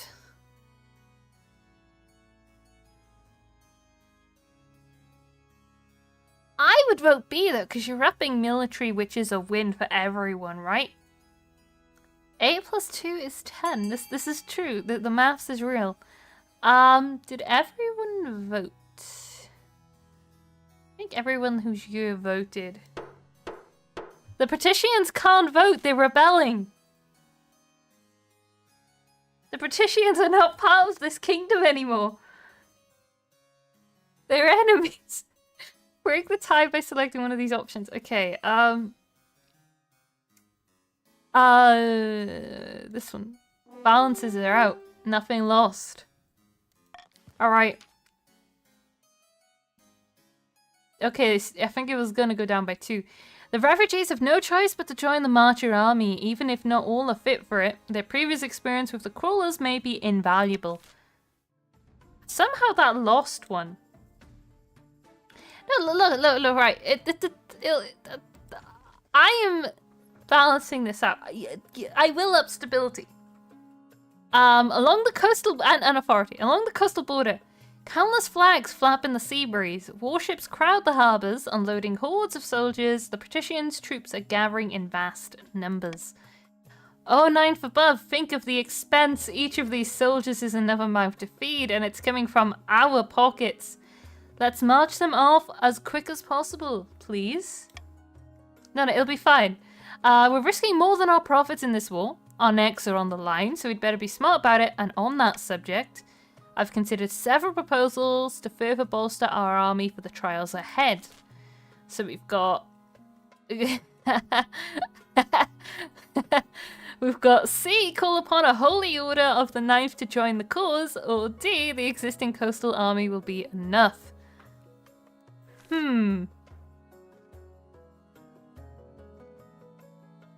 Scheming is funnier.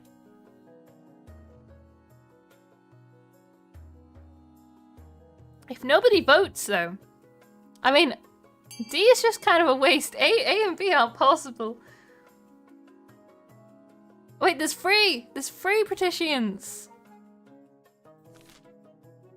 It's free. There's not two, there's free. Call upon a holy order of the ninth to join the cause. You think your faith can save you? Maybe. Did you know that there are holy orders of knights in the coast? Why no, what do they do? Praying and training to fight, mostly. They don't generate any revenue, so I didn't really notice them until now. Anyway, they're willing to fight alongside us against the Queen. And how much do we have to pay them? That's the funny part. Nothing. They're doing this for free. They consider our cause righteous. Free? How odd. I suppose we shouldn't look a gift horse in the mouth. Lots of horses in this kingdom. The church doesn't support us in this conflict, so these knights risk their very souls to help us out. Let's not disappoint them. So you have lost faith.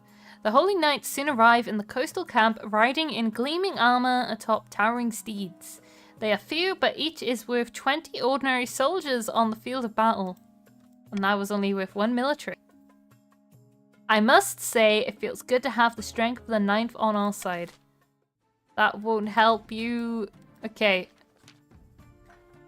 Vast armies darken the landscape like shadows of clouds, flags are flying, drums are pounding in rhythm with the marching of boots. The kingdom is griped with civil war.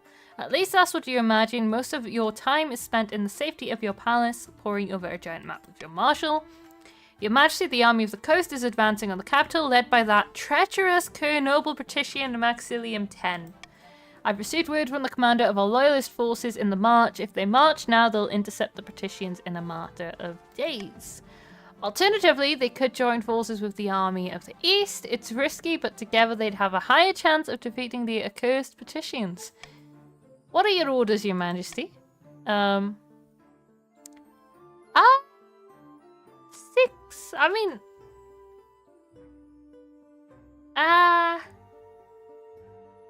You know, since the patricians kind of won, even though they had a...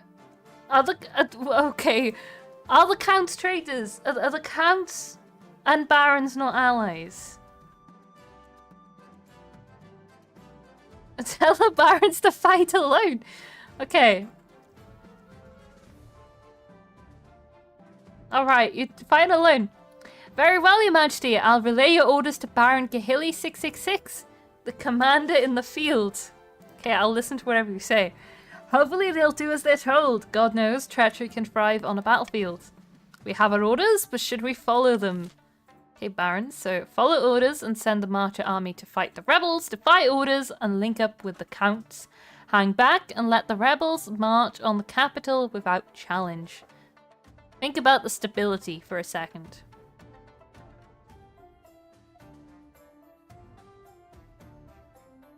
Just saying, think about it. The barons are really holding on to money though, which is... I would worry about that. I promise stability and authority, if both are possible. Okay. The whole city holds its breath. You stir in your palace, waiting for your marshal's return. Finally, she bursts into your throne room, drenched in blood and sweat of battle. Marshal report. You look awful. Okay, marshal report. At dawn, we drew up in battle formations. It's all very orderly at first, Your Majesty, but after the trumpets blow and the cavalry charge, it's nothing but blood and screams. Anyway, after the red mist lifted, I appraised the situation. The coastal line was breaking. They were fleeing the field. No, guys, we're all about building stability and authority. You know, we care about keeping the kingdom in one piece. Look, authority has gone up. Loyalists gain 3 victory points. It was a total rout, Your Majesty. With your loyalists scarcely taking a scratch, the 9th is with us. So the patricians aren't looking good. Thank the 9th. The irony, because the patricians also have the 9th. Instead of the 9th, you should thank the barons and maybe send them some flowers. The coastal army is scattered all over the countryside. It'll be months before they can regroup. This gives the counts time to bolster their troops. Yes. It'll all come down to the next battle, Your Majesty. The fate of the kingdom hangs in the balance. I'll lead the troops. I must advise against this. You'll be in great danger, inspiring as your presence may be to the troops. Your death or severe injury would destroy their morale completely. No, I'm going in. You must protect me then. Very well, Your Majesty. I will prepare your armor and horse we ride at dawn. Wait, did you actually lose stuff during the war? No. This is perfectly balanced right now. You know what? Because guys are so nice. Look, I am giving you money. Look, we are all working together. I will give you money. I'm giving up my treasury. You both get money. We can all work together. All right. An unexpected opportunity. Your Majesty, as the patricians were marching through the march, they were hit by a fierce rainstorm. Unable to progress through the mud, they've set up camp beside the Rustwater River. So they're sitting ducks. Precisely. We must strike. Uh-oh. Don't be foolish, Marshal. Do you think our own troops are immune to the weather? We'll have the same problems. If I may suggest another option, Your Majesty, the patricians are drawing all their water from the Rustwater River. If we were to poison it upstream, their troops would suffer greatly. Fighting a war with poisons leaves a bad taste in my mouth, but not as bad as the taste it'll leave in the mouths of the patricians. Ha! Let's do it. Where do we get all this poison, yeah? If we herd all the cattle in the march onto the riverbank upstream and allow all their effluents to flow freely into the river, the water will be contaminated. It's hard to fight an upset stomach. You have, Alton, yeah, you're the voice, and Alanis Kahili 66 just leading the army. 9th above, you are devious. I don't feel comfortable with this, Your Majesty. I'll need council approval before I proceed. Whoa.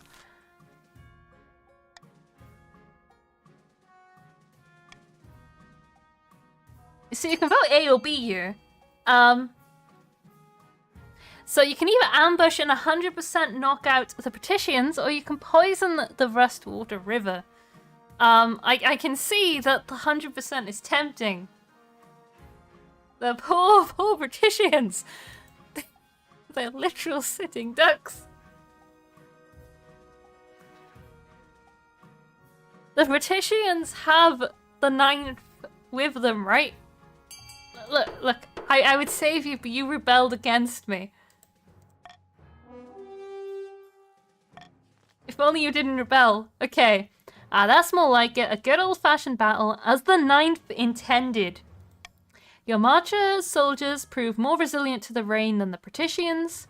They charge into the camp, taking the rebels by surprise, and wreak havoc. By the time the patricians have rallied their troops, your soldiers have already melted back among the trees, leaving chaos in their wake.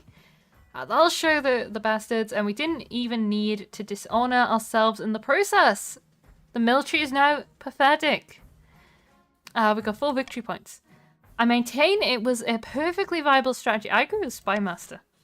But we did have 100% military, so it was defectors. We'll go. Oh, sure, what does that do? Alright. Your Majesty, my agents are everywhere. Busy times right now. If you had something particularly interesting, good news, I hope. Any news can be good news if used effectively. There are dissenters among the coastal troops who want this conflict as little as we do. Is this true? My agents could use them to sow opposition amongst their ranks. It would be dangerous but could significantly damage enemy morale. Or we could lure them to join the eastern troops. Some of the counts might resent hosting turncoats, but we must be practical. Order the rebel dissenters to lower coastal morale. That's 90%. Lure the dissenters to the loyalist side with a cash incentive. Look, if you get a majority, I will up stability because I'm nice. Whatever you pick, stability will go up. It's not a threat, right? You need 10. I am that nice. No, we're just upping it a little bit. Stability is good for the kingdom. No. I will up authority the moment it becomes an option. Don't worry. Authority will be risen as well. Let us keep it balanced. But I guess I'm not giving much chance to vote you. Because voting is closed. Lure the dissenters to the loyalist side with a cash incentive. The spy master goes away to organize her agents. Soon troops of nervous coastal soldiers arrive in the east to join the ranks. The counts. We're gonna up authority, okay? We're gonna up authority. There is no need to do what you're thinking of doing. Some of the counts aren't happy and see it as a sign of weakness, but when the new troops help conquer strategically important territory, and even they appreciate the extra bodies. Hang on, guys. Don't you wanna get possession of the queen, right? Yeah, I'll have authority. Don't worry. It's the night before the final battle. The atmosphere among the eastern soldiers is grimly determined. They've been practicing their drills day in, day out. On the journey, you've had to leave most of the luxuries of a queen behind, but your marshal was good enough to ensure the royal command tent is always well stocked with wine. Hang on. How delayed is my PC? Right. Oh no. I have no idea how to... This'll work.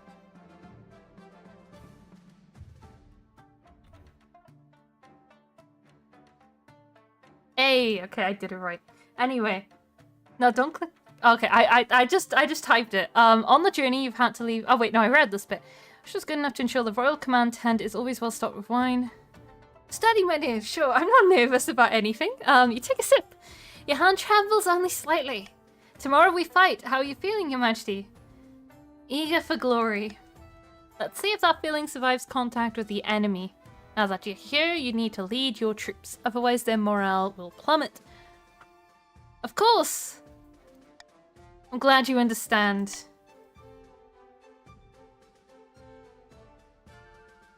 The next day, at an ungodly hour, you click onto your warhorse and ride out with your troops to meet the patricians on the battlefield. The sky is blood red.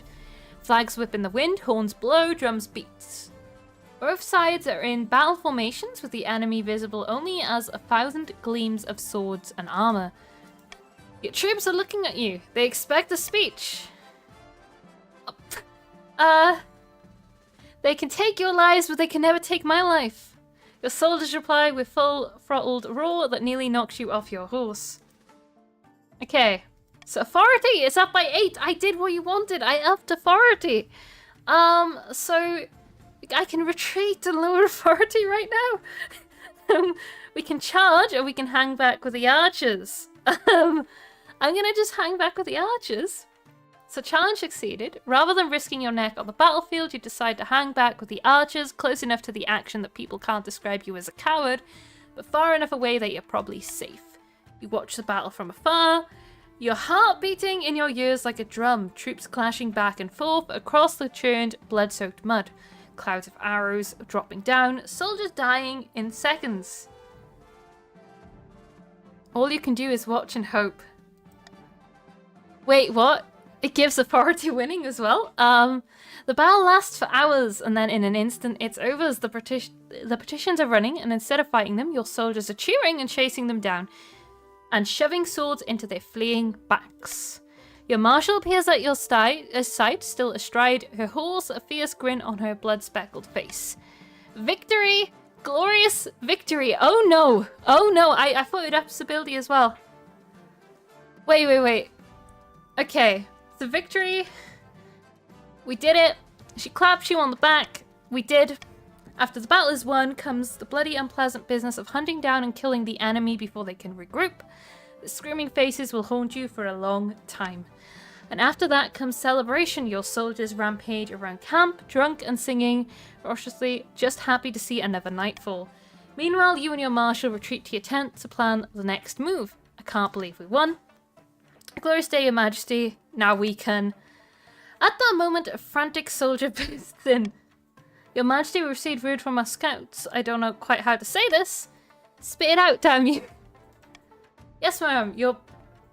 The Patricians must have split their forces. The army you defeated was a diversion. They've got another regiment making its way through the Crownlands. What? They'll be outside the capital in a matter of days, and the Counts are too far away to help. What do? We are prepared for a siege. We've got a lot of work to do. Build up the capital's fortifications, stockpile food, train up citizens, military. I think we're fine, aren't we? But don't worry, Your Majesty, this is the last-ditch ploy of a defeated enemy. We need to outlast the siege, and the Counts will come to our rescue. Okay. I'm gonna BRB for a second, but yeah, I'll be right back.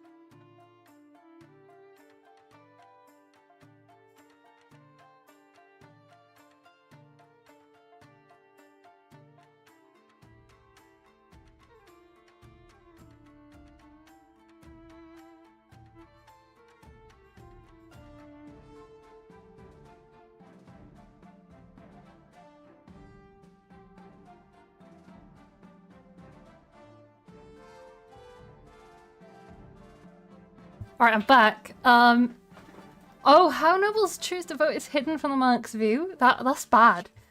None of those really seem good. Right, I am back though. Scheme win. Look. We stability can go up. Authority can go down. Haven't I won? Or no? A nightmare? Why is it a nightmare? Yeah, I don't think the anonymous really works. Late into the night, your sleep is fitful. You dream of walking an endless maze deep underground. Something's tugging you in the right direction, but you grow more and more dizzy as you walk. Wait a minute. Light flashes when you look down. Your hands have transformed into bloody pincers. In a moment of clarity, you understand where you need to be. Run away. You wake. Are you sure, Your Majesty?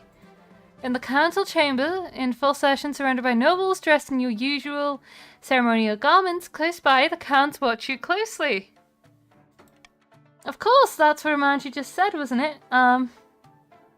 What did I say? The chancellor gives you a worried look over their glasses. That the prisoners would be executed, Your Majesty, all of them. Well, this isn't good. What prisoners? A group of suspected traitors from the march, Your Majesty, but there's been no trial. None of the usual procedures. No need to worry about that, Your Majesty. You have made your decision. This isn't right at all. You intend to protest, but instead your head nods without you intending anything of the sort. Wait, most pleasing, Your Grace. Thank you. Hang on. Over the coming days, we keep waking up in half-recalled conversations, standing in a room without remembering how you got there, reading letters, replying to orders you never gave. Uh-oh. Whispers spread amongst the palace staff. Your husband Basil avoids you even more than usual. Then one morning, the Chancellor comes to find you looking harried. Your Majesty, I can't stand back from this a minute longer. You've been behaving very erratically. As for the orders you've given lately, obviously we all know a monarch must keep a tight grip on the kingdom if it's to thrive, but this has become sheer cruelty. You know of no such orders. You're right, I must be cleansed. You have the palace servants run you a bath of holy water. The scent of the water rises, stinging your throat and nose. You're sure this will be fine. Gingerly, you lower yourself into the water and a strange ringing starts to echo in your ears. Everything goes black. You blink awake to see Count de Pokey and a group of more counts watching you, smiling. You're shackled in a small stone room with the tiniest window letting in a pale sunlight. How in the ninth god's name did you capture me? I demand that you let me go. I knew it, now let's not do anything rash. Okay. I do have dementia, it would appear. We apologize for your rough treatment, Your Highness. Our Lady Ratcha Massa warned us that you have a stubborn streak. It would have been a shame if you'd run away. Just free me, I'll do whatever it takes. How exquisite. I hope we can resolve this calmly. We brought a demon, the cockroach queen, into this realm, and she set up home in your body. I am role-playing amnesiac. Now you have a choice, Your Grace. None of us want bloodshed today, though I'm sure Ratcha Massa would enjoy it. If you allow her to live in your body, you can stay on the throne with the rightful monarch, Jeremy, as your grand advisor. Jeremy will be making all the decisions and Ratcha Massa will be doing most of the steering, but you'll be let out for fresh air occasionally. Or you can be subsumed altogether and Jeremy will take the crown. What does Ratcha Massa want? She demands blood, and blood she will have. Can we negotiate? I'm afraid not. Ratcha Massa hungers. I mean, I'm dead if I never submit. But then faith, right? Your Majesty, there's little choice. Ratcha Massa requires sustenance. Your body twists, your hands fuse and crack, and your fingers become pincers, just as in your dream. The last thing you hear before the demon completely takes hold is the sound of thin, inhuman, but delighted laughter. Your body has become a host to a demon in the Count's possession scheme. Okay. So Queen Shelley was never seen again, but the next monarch, Jeremy, kept a hideous cockroach monster chained in the deepest dungeons of the palace. The Patricians, led by Maximilian X, launched a rebellion that accomplished nothing besides distracting the queen while cunning schemers took the throne.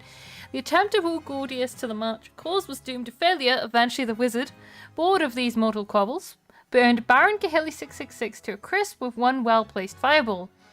Their plans to control Queen Shelley had fallen through, but the Count still had a demon at their disposal. They commanded it to possess or eliminate their rivals on the council, ensuring a smooth ascension for the new monarch, Jeremy. Yeah, I'm going to do a new dynasty because I think, especially the Patricians, they've got no chance with the current setup. I think they're pretty much dead. Shelley will do... Okay. Anyway. Let's play on Twitch. We will do... I think because the Count's won. Maybe do the Counts. Is what I'm thinking. Since they're one, whereas the other two are new then. I could do a wheel. Let me just guess like a spin the wheel thing up. Hang on. Let me just Grande Petitions counts. Is it the Barons and then it's did I put petitions? I'm missing still one I'm missing. Chiefs. Hang on. Okay. The Grandies aren't rigged. They're fine as can be. Do wheel. I'll spin it.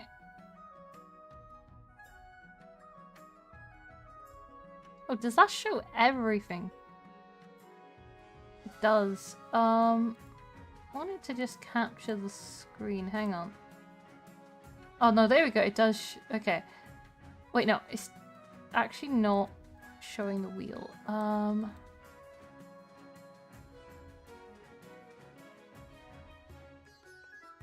let's do window capture. Hang on. Wheel.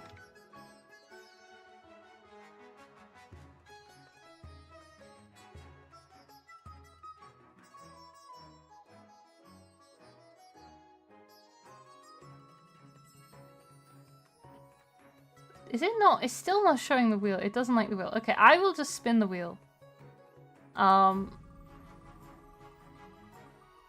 So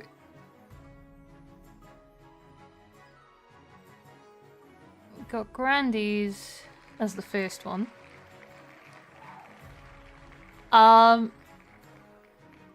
Grandies, Partitions. Looks like. It won't actually let me show the results, I don't think. Hang on. No, it's just showing a blank when I do it like that. Does it show it by the... I guess it does show it by the partitions. It's removed that. And then the last one. So we got what? Grandies, partitions. And it's saying the counts. Unless I remove the Grandies and the partition to do the counts, chiefs, and barons. That is also an alternative route. But it wants these three, basically. Those are the three I picked. Grandies, partitions, counts in order. But we could also just... Nah, we'll go with this. We haven't done this set for a while, actually. Okay, so we got... Yeah, we'll see what RNG gives.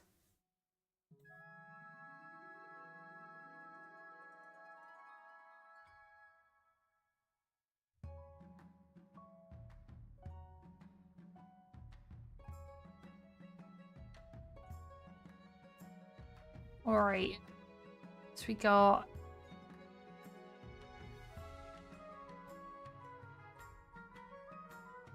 Got teams coming together. Partitions kind of have a majority.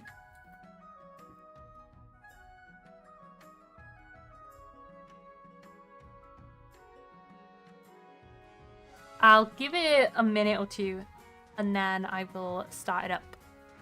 I mean, sometimes it might be better to just have one person, if you think about it, because no one else can vote on your team and potentially make things go south. So I mean, you know, depends how you look at it.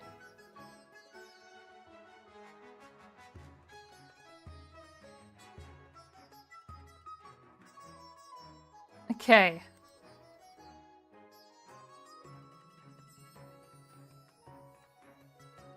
Alright, I think I'm good to just start it up. People can join us going on as well. I don't think it'll let you pick factions though, but yeah, we'll jump into it. We'll kind of rush through this because I've done this a few times now. So, path to victory. Your Majesty, when you die, how do you hope to kingdom will remember you? So, last time I did farming, which was bad. I'm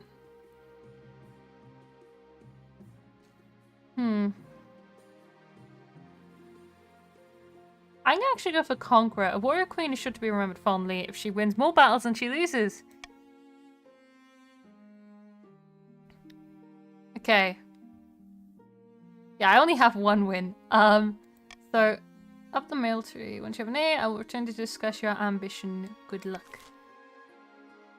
It benefits everyone to have military going up, right? So, coronation. Your Majesty have scheduled a coronation to take place in a week's time. To delay any longer would make the nobles restless, and when nobles get restless, they take their daggers and look for the nearest back. So, very well then, what must I do? As is tradition, the council will decide what happens at your coronation. This is my coronation. This isn't an absolute monarchy, Your Majesty. Everything has to be run past a council vote, even this. Shall we call the nobles in? So we got jugglers and fountain. We got invite foreign dignitaries and show for wealth. I don't think we need to do that one. Throw the queen into the river, and the nobles must put on a vast banquet for the queen. I am flexible with whatever one.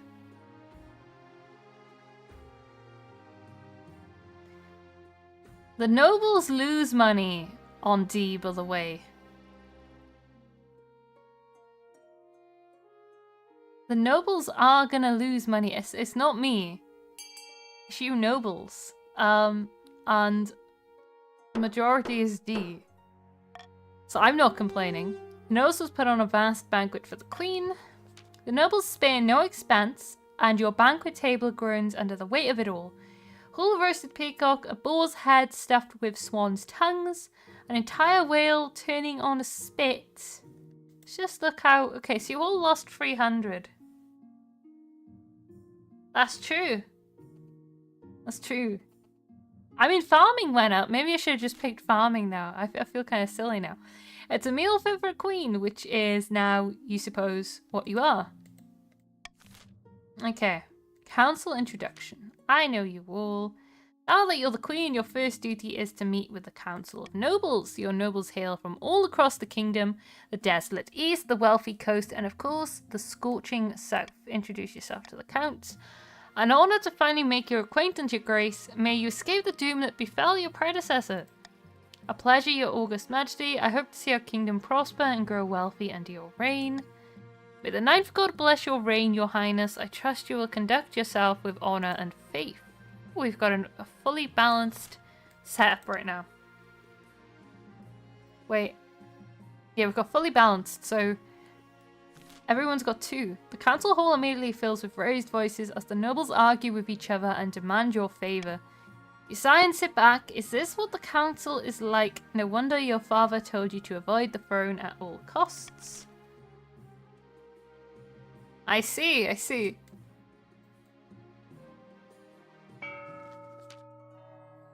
I may just be nice to the counts now.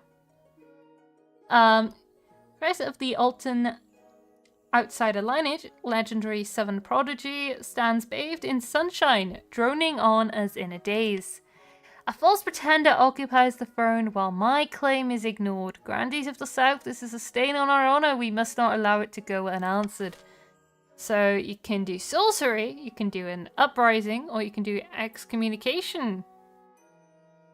Interesting, interesting.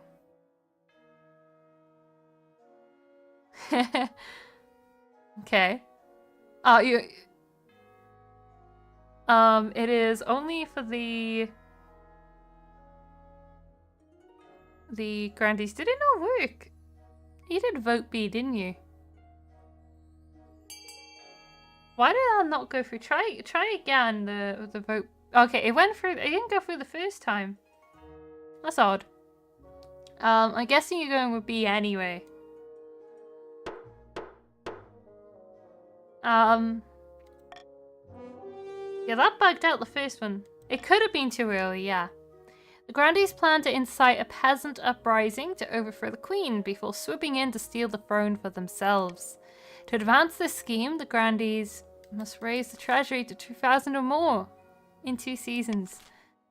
Well, well, well. Okay. Tobias of the Lipioma family, notorious former pirate, scribbles with a well-used quill on a hardwood desk, speaking calmly. Fellow patricians of the coast, my claim to the throne is far more legitimate than that of Queen Shelley. Something must be done. So you can do intimidation, monopoly, or conspiracy. I actually think conspiracy is probably the worst one if you want... well, actually, no, it counts as grandees, though. So if you want to counter the grandees, maybe you should do conspiracy. Grandees gained another person. So yeah, patricians, you can do intimidation, monopoly, or conspiracy. I think the idea is with a monopoly you become really rich. But if the patricians don't want to vote, we can let it go RNG. Okay. It is B. So voting is closed. Alright. Patricians plan to privatize this entire damn kingdom. First they must build up their industry. To advance this scheme, the patricians must raise their trade 5 or more in 4 seasons. Okay, that's 3 then. So now the grandees. Oh, not the grandees, the counts. I mixed it up. Delvira of the Ivan Auger Lobo dynasty, powerful eastern chess master, leans delicately on a podium, whispering carefully. My fellow counts, in ancient times, the East was its own proud kingdom. We can bring back those days of glory, but not while the false Queen Shelley wears the crown. Oh, Ivan, okay. So we got subterfuge, we got ascension, or we got possession. All of which actually work quite nicely.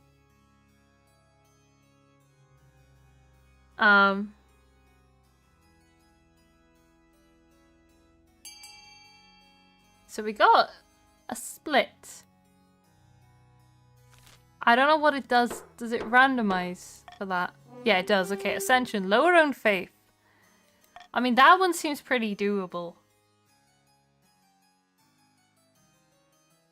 The counts plan to induct the queen into their secret cult and offer her immortality in exchange for the throne. First, they must reduce the power of the Eastern Church. To advance this scheme, the counts must lower their faith to 4 or less in 3 seasons. So at the moment, everyone's kind of just got what they need. So continue to the laws of the land.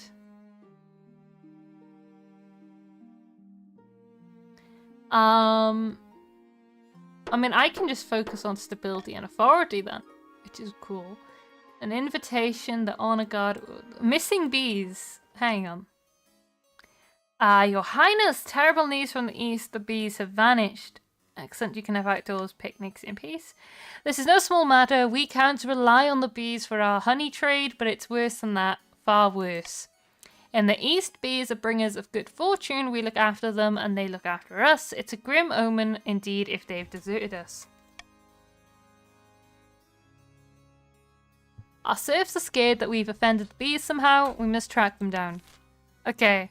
Bees come and go. Let nature take its course. Send messages to investigate other regions. Or ask the peasants if they noticed anything wrong. I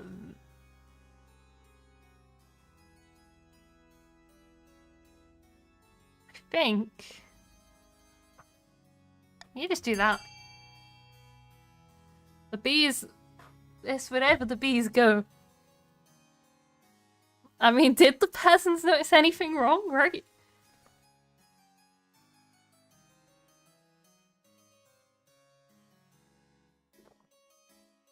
Bees come and go. Let nature take its course. Ask the peasants if they notice anything wrong. I think it's C. I guess it's up to the peasants. So voting is closed. What have we got? What do the peasants know? Oh well, I suppose it's better than nothing. Okay. Well, the nobles scoff at the queen lowering herself to listen to the peasantry. The peasants themselves are happy to have a voice for a change. You hope to find something useful soon. This is fine. An invitation. Okay. Better word. Count Kahili 666 hands you a blood red envelope. It is sealed with a white wax in the shape of a skull.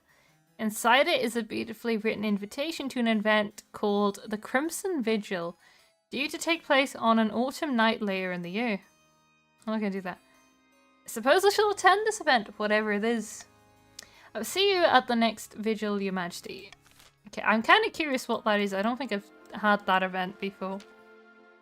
Alright, as is tradition, each region offers a selection of elite guards, the counts with knights of the Order of the Drowned Rose, the patricians with champion gladiators from the arena, and the grandees offer the fiercest battle nuns from the Sisterhood of Steel.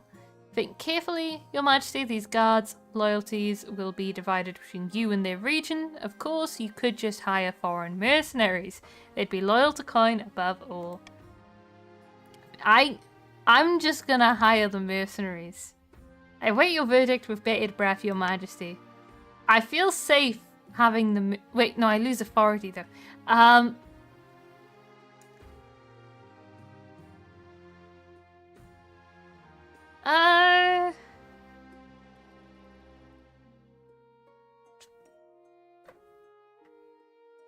don't want my authority low.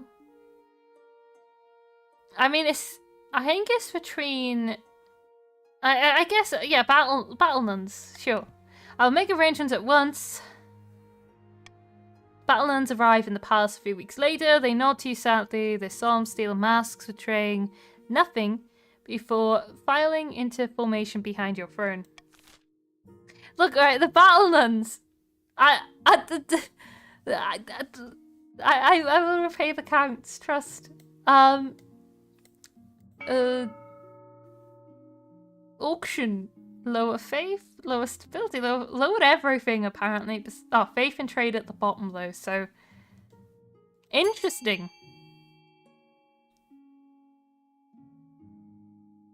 Okay, I see the grandees are loyal. Interesting. Oh, it's because I didn't spend 1,000, isn't it? Yeah. Okay, but I didn't want authority to go down. Yeah, this auction's kind of eh. Unless you're a Patrician, and right now you can up your trade. Just saying. You could up your trade. The Grandies are in a good position because Alton and Rex joined later. They didn't get that 300 off. The Counts want lower faith. So they want 4 or less faith.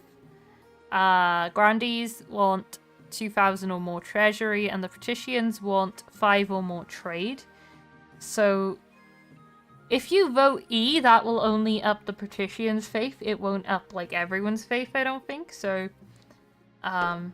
there's no need to fund E. So, what was that? What was the outcome there?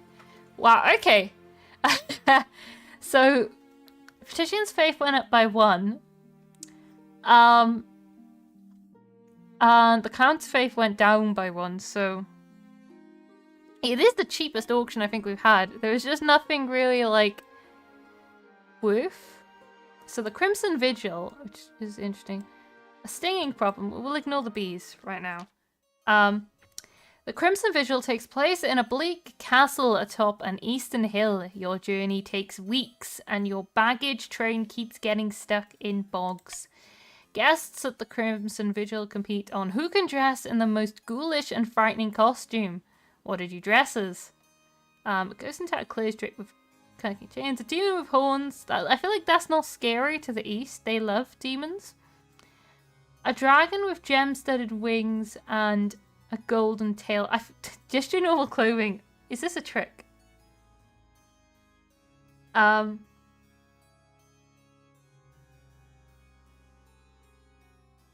You can troll other places, yeah. A ghost.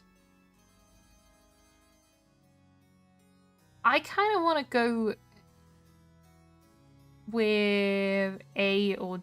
Oh, I guess one of these two. I'm scary enough. I want to see what that one does. As you're assessing your appearance, Count Kahili66 sweeps in, dressed as a living corpse. Welcome, welcome. A very spooky costume, Your Highness. I like it. Please remember to stay in the upper levels. The dungeons are out of bounds. Wait, what was... I completely forgot what Oh, the demon. No. I am not being the demon, even though we are in Cockroach Kingdom. In the ballroom, you find the counts gathered, all dressed up as frightful monsters. Wolfmen, pumpkin heads, witches. A waiter glides past, holding a tray of canopies. A pianist plays a mournful tune. I mean, I think a ghost is fitting. A Crimson Vigil begins at midnight. What role will you take? A mourner, or are you willing to portray a Hound of the Betrayer? I want to know more about the roles, yeah. Surely you are familiar with our customs, Your Majesty. If you're unsure, you should stick to being a mourner. I'll play one of the Hounds of the Betrayer. Trust, this will be fine. The counts gather after Count Kahili666 delivers a short speech about remembering the old ways. A flaming crown is placed upon his head. I'll be playing the Queen in Exile this evening. The Hounds of the Betrayer will try to catch me, but fear not, I am swift as a falling star and old as the hills. Oh no. Chase after the Queen in Exile. Kahili runs down the corridor, flames looking behind him, and you give chase. A dozen other Hounds of the Betrayer run alongside you, howling and yipping enthusiastically. Somehow, despite the silly costume and massive flaming hat, Kahili666 is quick on his feet. Catching him won't be easy. Head back to the mourners without catching your prey. Chase after him. Sit back to your chambers, abandoning the game entirely. I'm gonna chase after. Let's see if the... Oh, okay. Despite your heavy chain slowing you down, you grab hold of Kahili 666 and drag him back to the circle of mourners. These chains do nothing to me. The ceremony concludes with a monk's execution and a bottle of very expensive red wine spilled over Kahili 666's head. I caught him. After that, the music is more cheerful. The counts dance and chat long into the night. At dawn, you board your carriage and begin the long journey back to the capital. Okay, well that went well. I caught you. Okay, a stinging problem. An eastern peasant has word of the Count's bees, Your Majesty. Your Majesty, I don't want to get anyone in trouble, but I did spot a big old swarm of bees going over towards the south. Grande Rex Connor stamps in, his face swollen and covered with stings.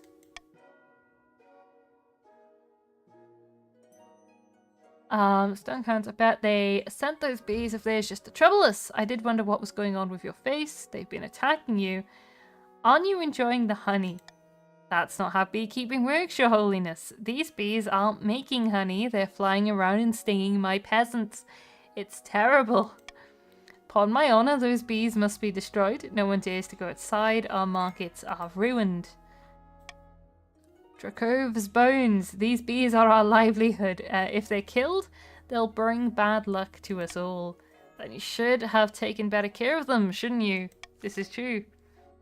So destroy the bees in the south, get the church to help heal the peasants, focus on luring the bees back to the east.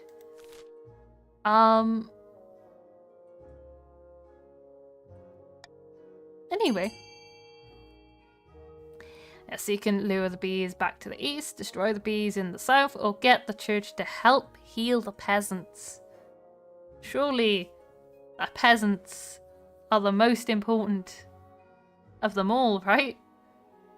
The peasants need to be healed, right? Right? Do we really want the peasants to get hurt? Okay. Well, I'm gonna continue. So voting is closed. 3 nobles voted for get the church to help heal the peasants. Grande Rex Connor looks pleased and bows, hurrying away to summon some priests. Not every priest is happy about the risk of stinging, but enough attend to the peasants to get them in better shape for work. Soon the markets have returned to normal. So the south has high faith and high wealth. It's all about what's good for the kingdom. Exactly, exactly. We want a happy kingdom. In the twisty passages of your castle, you can avoid your advisors, the nobles, even the spyman masters, but there's one person you can't avoid, your mother. Okay, so why haven't you found a spouse? I've been busy. You'd better find the time. Not interested in love. Let's do any. I'm skipping through because we've done this before. Excellent, I'll send out messages to the most influential families in the kingdom. Let's see what they have to offer. It's to be continued. I mean... Oh, discontent on the rise. Okay. Across the kingdom, discontent with the queen is rising. Everyone knew that she was better off, but until now, it hadn't occurred to most people just how much better off. Now the peasants are asking all sorts of troublesome questions about their benevolent overlord, and as everybody knows, once a question has been asked, it can't be unasked. Somewhere in the vast southern hills is a forgotten pilgrimage site. Once it housed saints' bones, now it plays hosts to a secret night meeting of grandees. The peasants are getting rowdy, and it's all thanks to us. Now that they know how much wealth the queen's hiding, they're itching to get rid of her. Careful we don't get them too riled up, mind you, or they'll start asking questions about our wealth as well. Hang on. This is true. Yes, now it's time to incite some real chaos. Show them that Queen Charlie is not only greedy, but she's utterly incompetent too. For the next stage of this scheme, the grandees must lower stability to 4 or less in 4 seasons.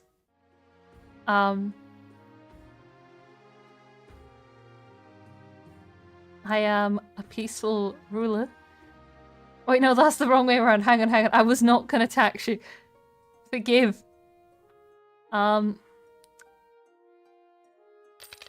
Forgive me. It was a mistake. No, hang on. We are a peaceful kingdom. I want defiance low. There should be no rebellions. No rebellions. So we got dealing with the swarm, and we've got, where's the other one? Oh, stargazing. I am not worried. We will be safe. This simply can't go on, Your Majesty. These archbourbons think they know everything, but they know nothing of the Ninth God's wrath. Please, Your Majesty, we found a perfect site for an observatory high in the southern hills, but it's on Grandy Rex Connor's lands, and he refuses to let us build there. Such things are hearsay. The stars are just as big and close as the Ninth God intended. Who put you up to this idea, I bet it was one of those petitions, like, I'm a human, nothing else.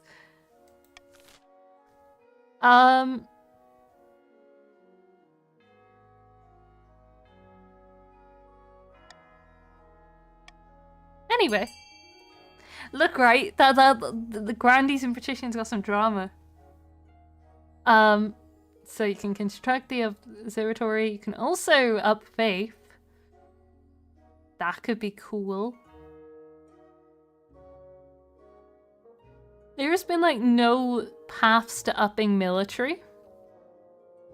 Okay, I'm pretty sure A is just 1. A's just gone majority. The voting is closed. Construct the observatory. Okay, so the Grandies grumble and groan, but construction goes ahead. Over time, the observatory provides new jobs and brings many traveling scholars to the area, paying for itself many times over. Profit. The defiance shouldn't be that high. This is legal, I'm afraid. Oh no. They love putting you in scenarios, Rex. Okay. Your Highness, some good news from the south about that bee problem. The priests have been making up herbal ointments for treating stings. And they think they discovered some new anti-venom that's even more effective, but we don't have enough to test it properly. The Crown will contribute to the research. No more bee talk! The Southern Church is on its own for this one. I'm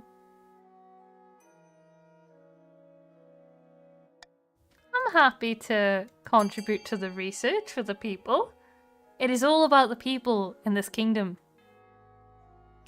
It's all about the people in this kingdom. We care for the people of the kingdom, right? We want the peasants happy. Right?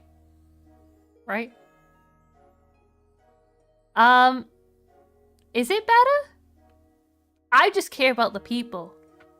And I saw faith. I'm not really sure. Well, I mean, I guess the Southern Church could have done it. But again, I mean, I will get my money back. I'm investing in the people. It's war, and if I... Look, I know it's not looking good right now. Oh, okay. I didn't realize it did the same. I'll get the money back. This is an investment. Probably. The treasurer makes arrangements for the payment. Priests and southern peasants alike come together to test this new remedy. The Grandies eagerly await the results, so we don't have the results yet. It's time to see who the options are. I found 3 potential matches for you. 1 eligible young candidate from each of the kingdom's 3 regions. Choose wisely. You'll be securing a powerful alliance. Okay. Your mother leads you to the Great Hall, where she's arranged 3 portraits on easels. For now, each is covered. Let's see. So she whisks away the cloth from the first portrait. This is Alistair, the eldest heir of the Eastern Ivan dynasty. According to the counts, they're a little naive, but that may just be compared to the utter ruthlessness of the Eastern courts. They had a laboratory installed in their castle and spent most of their time there conducting bizarre experiments. They went missing a while ago, but it turned out they'd accidentally locked themselves in their cellar. Survived on wine for a week. Okay. Intriguing. Intriguing. From the coast, we have Clementine, the wealthy heiress to Lord Patrician Lipioma's estate. She wasn't originally the heiress, but her eldest sister had an unfortunate accident. She loves to lose her fortune betting at the arena. She's said to be led by her passions, living in the moment with no thought for her reputation. Okay.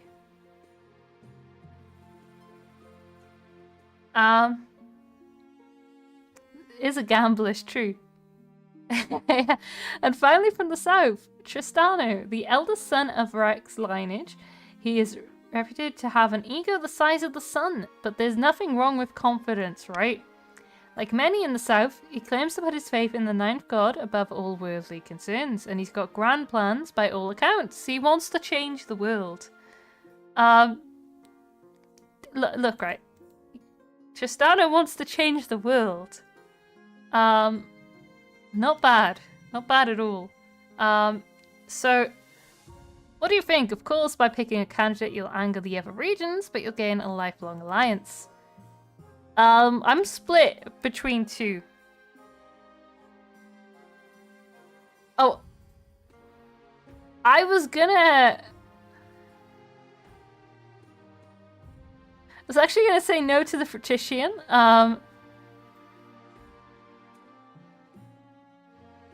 I'm debating between the east and the south. Do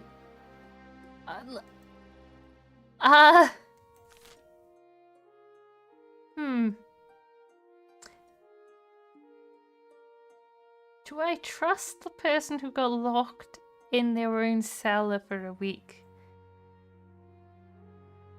Weird devil potions, true. Excellent, I'll make the arrangements. Look, right. The south was only compliments, but I can use the east. Look, right, I might always end up breaking up or not getting, married. You never know. In a tiny village far to the east, Chicounts meet in a derelict tavern. No one dares even glance in their direction. Another priest left my estate today. He said there was no sense preaching to the truly lost. I've heard the same across the east. We are no longer trapped under the church's thumb. Now we must not falter. If the queen grows proud, we can offer her the ultimate reward, immortality. For the next stage of this scheme, the counts must raise authority to 5 or more in 4 seasons. I see. I mean, I'll do that one. Golden choice. So we got bankruptcy. I'm not worried about bankruptcy. Anti-venom research. Your Holiness, I'm pleased to announce that we have discovered an effective anti-venom over in the south. Huzzah! Oh, you or the church? Well, the church may have played a small part. The only thing is that unfortunately the grandees are too focused on profit to understand how important it is for my hardworking priests to be recognized for their efforts. Look, we're as devout as anyone, but it was our peasants who went through hell to get us this remedy. You have no idea what going through hell means, but you will unless you change your ways. Okay, so...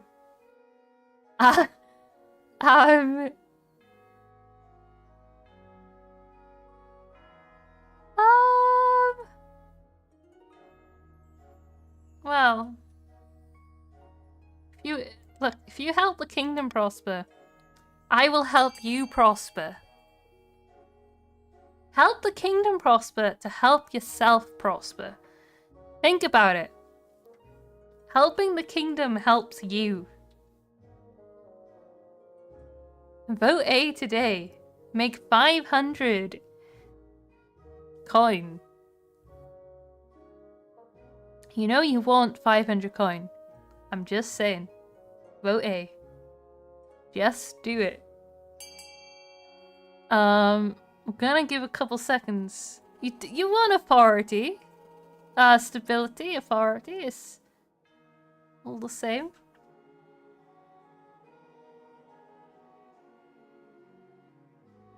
No. We want the kingdom to prosper.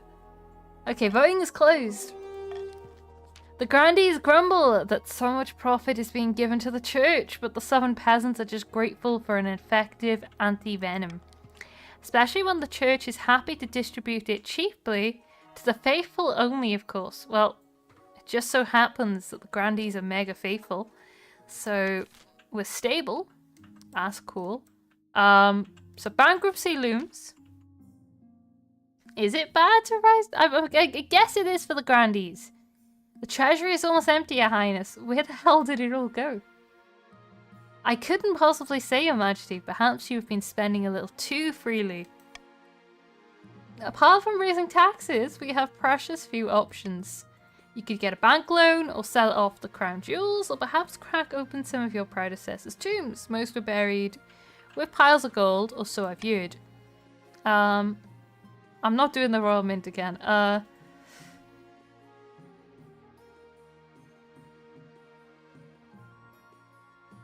could just take a loan. Could sell off some jewellery. I mean, the loan I have to pay back, right? I do have to pay the loan back, which is problematic. The tombs is going to cause issues with Defiance. And that's going to cause issues later. So it's between B and C anyway. I feel like that... I'm going to try the loan route just to see what that does. The Bank of Salvant and Gal operates from a fabulously wealthy Republic of Curve all the way across the Western Sea. They assure you, however, that they maintain total independence from the Republic. It'll go terribly wrong if we inflate it.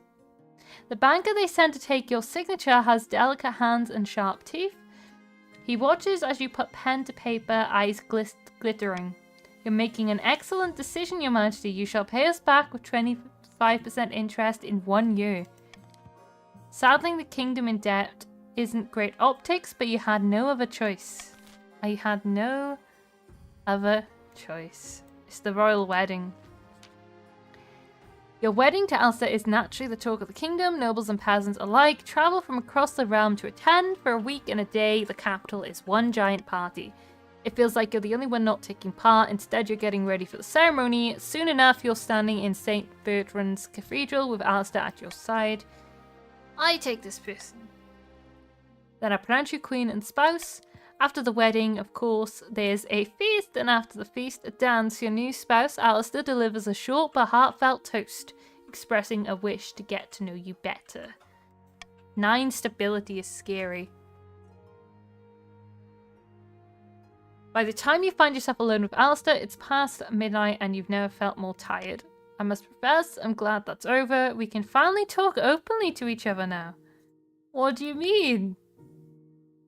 The demands of life in the royal court don't quite agree with me. So many liars, lickspittles, and flatterers. I don't know how you stand it. It's tough, but I have to do my duty. No, don't stab me in the back. Nuh-uh.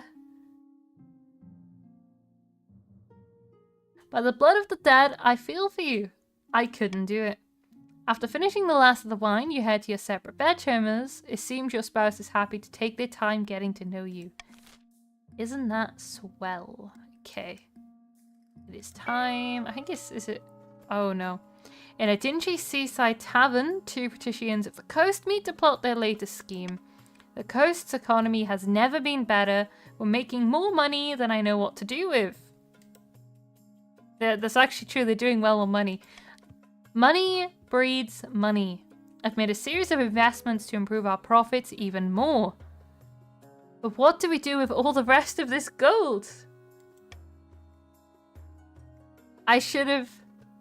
Time to start buying things, of course. Land, roads, bridges. We'll buy up the whole kingdom, piece by piece. But first, the queen must be in desperate need of our gold. I just so happen to have taken out a loan. Uh-oh. To advance this scheme, the patricians must lower the treasury to 1,500 or less in 2 seasons. Someone needs to bail me out. Someone needs to bail me out. I'm going broke. Questioning rare regions. A new plague. Sanctuary. What is this? Alright, Your Serene Highness, there's a problem at the cathedral that was recently built in the coast. A dangerous outlaw by the name of Baby Breath Jonesy was fleeing the city watch. After a decade-long crime spree, we were finally on the verge of catching him. That's true. But just before he's caught, he dives into the cathedral and proclaims sanctuary. According to the law, we can't arrest him on holy ground. The audacity of Baby Breath Jonesy to invoke holiness. How did he get that nickname? For all his horrible crimes, the man is cute as a button and has delightful breath. Smells like freshly cut grass and cinnamon. I'm sure the church will look the other way in this case. We absolutely will not. Okay. The law of sanctuary is almost as old as the kingdom itself. As long as he remains on holy ground, this Jonesy is a child of the ninth under the protection of his mercy. I will not allow you to violate that, no matter the nature of this man's crimes. By all that glitters, right now Baby Breath Jonesy is living the high life. Priests are feeding him roast dinners and fluffing his pillows. It is a mystery. Oh.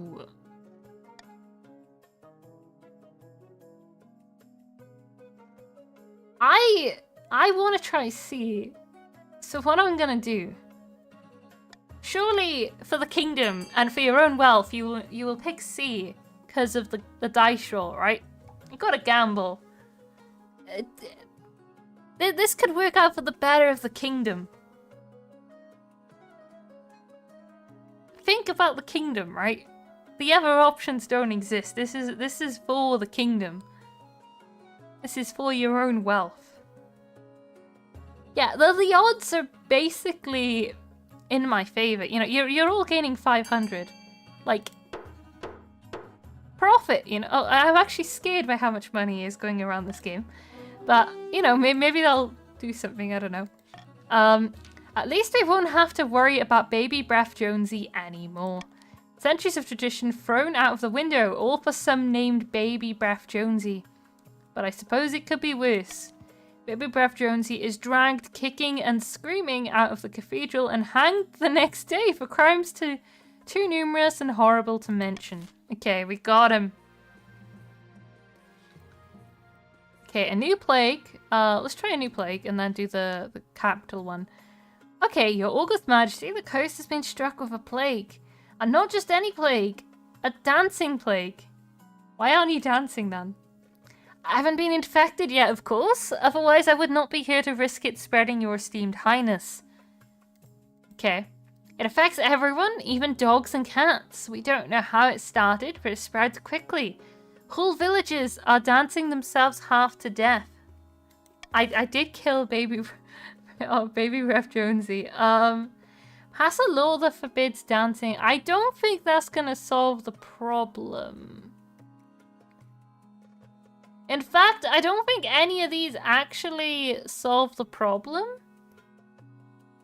This just seems like bad all around. I'm just gonna up stability. If stability is up either way, there's nothing to lose. I assume quarantine the affected villages is like the least harmful. But I don't think any of them are actually good. Like, for the kingdom anyway. Like A is the only one that probably helps. I mean, we got one more. Who didn't vote? Alton didn't vote. If Alton's you. I'll give it like 5 seconds. Ish. Trade going down is rough. I'm gonna quarantine the affected villages because that seems the least painful. Oh, that went down by 2. Though the move seems drastic to some, it is the only way to be sure this plague does not become a serious problem. The petitions agree to enforce your quarantine. Only time will tell if it's an effective solution or not. Now then, requisitioning your regents. Oh, Chelly, I've come to ask A favor. I recently purchased a very rare reagent for one of my alchemical studies, a small vial of Tajuran frankincense. Lamentably, it's been delayed. I was buying it from Grundy Alton. Convenient. I'm seeing a link here. It'd be a great favor to me if you could chase it up on my behalf. I'll look into it. How exquisite. Let me know how you fare. He summoned Grundy Elton to the council chambers the next day to talk in private. Greetings, your majesty. What can I do for you? I hear you have something for my... Oh, I need to buy a small vial. Oh, you've come on behalf of your spouse, haven't you? Alas, I can't give you the frankincense just yet. I was led to believe that frankincense was to be used in a holy ceremony as it is regularly down in the south. But recently I've heard disturbing rumours that your spouse wants to use it to conduct devilish rituals and experiments not sanctioned by the Ninth God. Until I'm convinced that this isn't the case, alas, I cannot hand anything over for fear of invoking the wrath of the Ninth God. Oh, that's a lie. Would some extra coin persuade you? I'm afraid I cannot be bribed, your holiness. Frankly, I thought you would be above such tactics.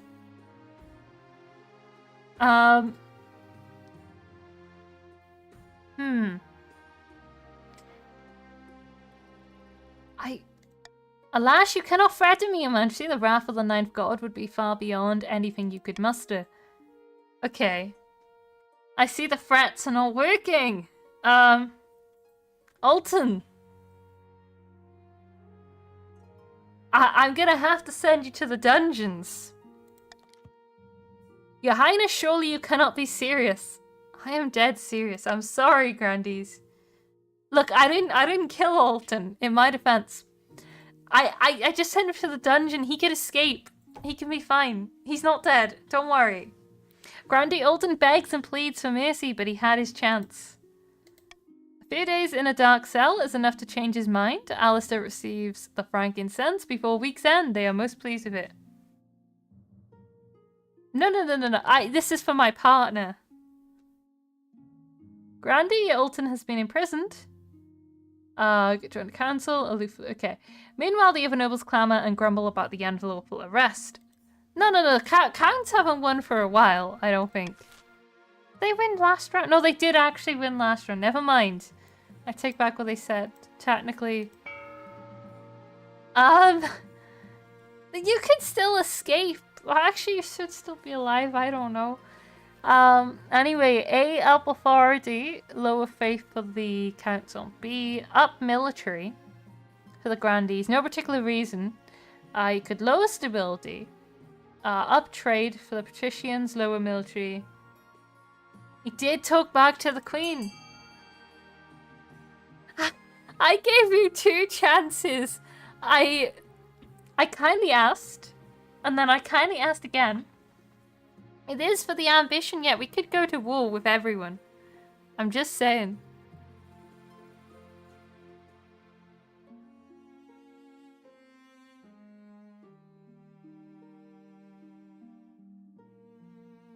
There is no need to lower the military. We can up our military. If you invest in C, and you could invest in A. You know, A and C are great investments.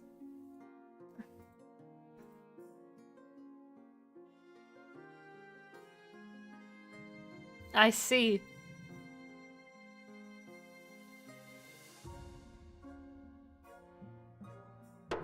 It appears that C snuck in there last second, which is lovely.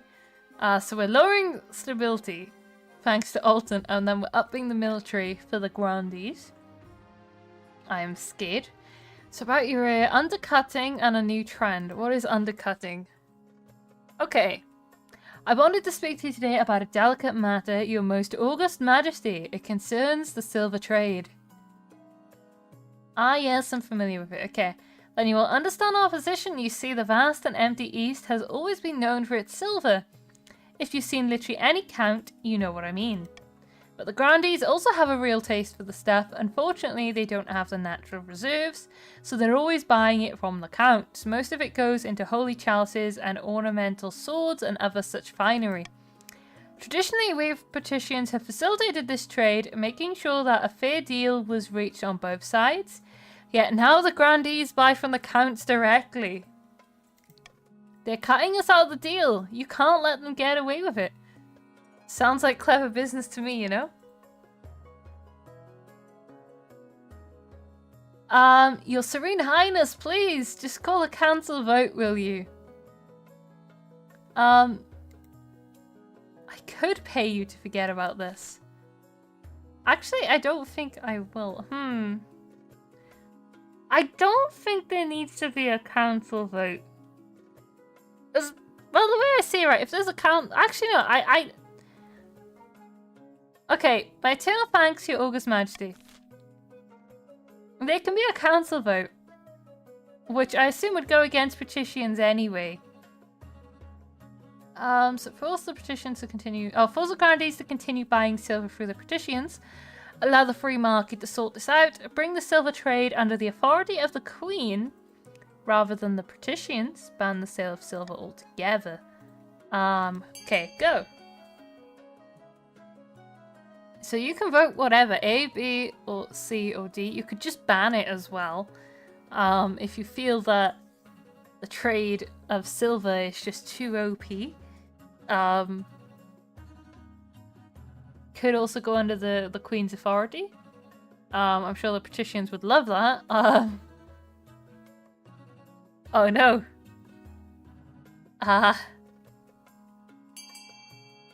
I'm gonna give a chance for one or two more. Okay, yeah. Petition. C's one. All right. Bring the silver trade under the authority of the Queen rather than the patricians. This doesn't help us at all, Your Majesty. You're just cutting us out. Stability is peaceful. Authority is now iron-fisted. Defiance is now grumbling. I'd rather have the Queen monitor our trade than have your slimy mitts all over it again. All you ever did was skim off our profits. Oof. Why, you ungrateful ragabrash. I'll... You have your honor guard step in before anything gets too rowdy. Lord Patrician, I'm a human, nothing else, backs down without a fight. The patricians suffer as a result of the council's decision. The counts too will have to pay more than they had been, but you make a good profit. How is it looking? Okay. Patricians are still quite rich though. The treasury is looking great. When have I got to pay back that loan? Lord Patrician Libioma is here to see you, Your Majesty. He wants to sell you a crab. Of course he does. It's the latest trend along the coast, Your Majesty. The patricians have started keeping a species of jewel crab as a fashion of pets. This is the crab stuff. Creatures are so rare now that one can sell as much for a mansion. Cinnamon. Thank you for seeing me, Your Majesty. I know the price is steep, but I assure you these crabs will only go up in value.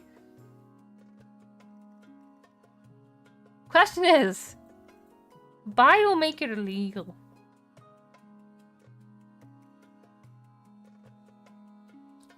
I'll buy because I see profit. All right. Counting out your gold. Well, I mean, last time I got profit from it. Counting your gold. Lord Patrician Libioma assures that you will not regret your purchase. Okay, so it's about your heir. No, I'll be fine. I'll be fine. I'll make money back. Your Master Alistair has grown strong and steady like an old castle wall. Though it began as a political arrangement, it blossomed into something like love. It's high time you thought about an heir. Congratulations are in order. The royal wedding was a magnificent affair. I'm very happy, thank you. Your happiness isn't as important as fulfilling your duty to the kingdom, but I'm glad you found a way to have both. You've done well so far, but something's still missing, an heir. Need someone young whose loyalty is assured. A child of your own would do the trick, even if they're bastard, or the youngest of your many cousins. We'll have a child together. The traditional method, no one will object to that. I'll arrange for you to take a month off from really so you can get down to business. This will be fine. Okay. I think that, yeah, that's everything for that. Let's end the season. Okay. Sitting on a bench outside a sun-bleached villa, two patricians of the coast meet to plot their latest scheme. The thrice-cursed queen is still refusing to sell us any public land. It makes sense, the treasury's flush with coin right now. Patience, my friend. Let's bide our time until the queen's gold runs out. The patricians aim to lower the treasury to 1,500 or less. Okay, back in the south, Grandee Alton II has met with his co-conspirators once again. Wine is being passed around in good measure, but there seems to be little cause for celebration. It's no good, the peasants are losing momentum. If we don't keep up the pressure, they'll go back to living their normal lives in peace. But lazy good-for-nothings, we can't even get off their backsides for one measly revolt. We have to keep them unhappy, don't allow the queen time to stabilize. The Grandee's goal is to lower the kingdom's stability to 4 or less. Okay. Alright, I mean, bribe. Actually, no, I can't afford it. I do nothing. Everything is common tax. We are peaceful. I'm not too sure why. I think it's because it's by next season, so as long as you remain above 5, which I don't think it can drop below that, should be fine. A clairvoyance visit, the wandering bard and prying eyes. Okay, I want to know what clairvoyance visit is. Your Grace, Your Highness Count Kahili 666 has been having prophetic dreams. It is true, I can part the veil, but twixt it now and some ways off. Give me a prophecy then. I look to the future and it speaks through me, no more, no less. Oh no, it's next season, so it's at least 5 by next season. For instance, Grandee Rex should beware of birds for the next season. Do you hear that, Rex? You birds. And I saw a vision of Grandee Alton's body floating away on dark water. So Alton's gonna die, okay. What? Oh god. Please, Your Majesty, have him foretell the future for the council. We could gain insight into great mysteries. Okay. Throw this charlatan into the dungeon. I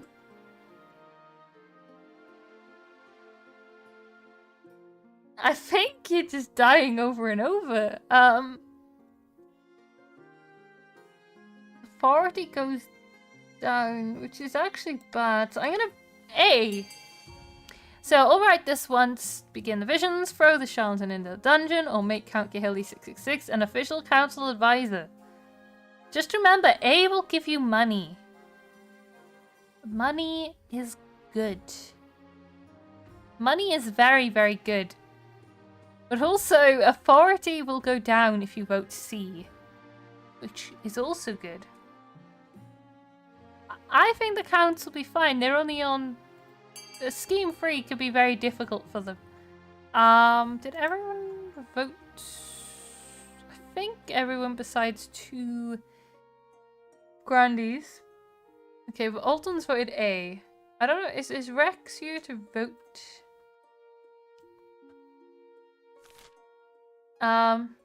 This count is a traitor, banish him.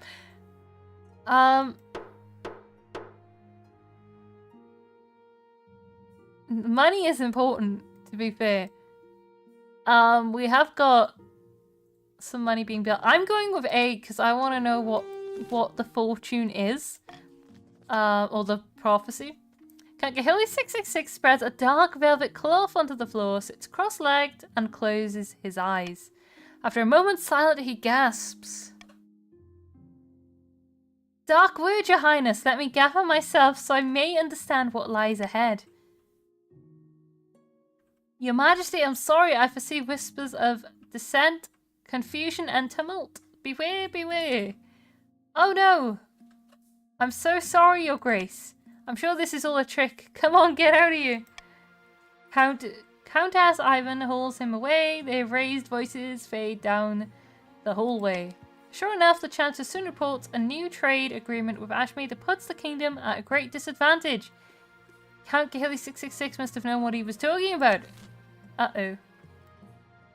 I guess that kind of helped the... Oh well. I guess I should have just made you the advisor. Your Majesty, a travelling bard. She says she has come to compose a song for you. Not just any bard. Your Highness, the best in all the land. Sally Six Fingers, they call me.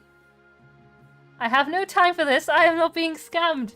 But you haven't even heard the verse I've been working on. You roll your eyes as the palace watch drag the bard away. I'll never learn. I killed the thief. Well, not killed, but took the thief away. Your Grace, you're of course the greatest queen of this century. It's true. Exactly indeed. I'm sure that soon all will kneel before you. But your power could be even greater. Death comes for us all, but what if it didn't have to? What if you could be the greatest queen for all millennia? What are you saying? Simply that there are opportunities for your reign beyond what you may have imagined, Your Majesty, and I believe you are strong enough to take them. I can arrange more meetings so that we may discuss this matter further. The door bursts open. Ah, so she got to you first. No matter. The counts have agents everywhere, and they've been building up your strength, but there's something more sinister afoot. Their ultimate aim is to recruit you into a cult of immortal blood drinkers. What a tale! All we want is to help the Queen. They have been helping me a great deal. Countess Ivan shoots you a quick smile. The High Inquisitor looks furious. This is heresy of the highest order. The Council must know. Force the monarch to officially refuse to join this cult. Prevent the counts from seeking private audiences with the Queen. Leave the counts to their business. Let's go. So you can vote A, B, or C.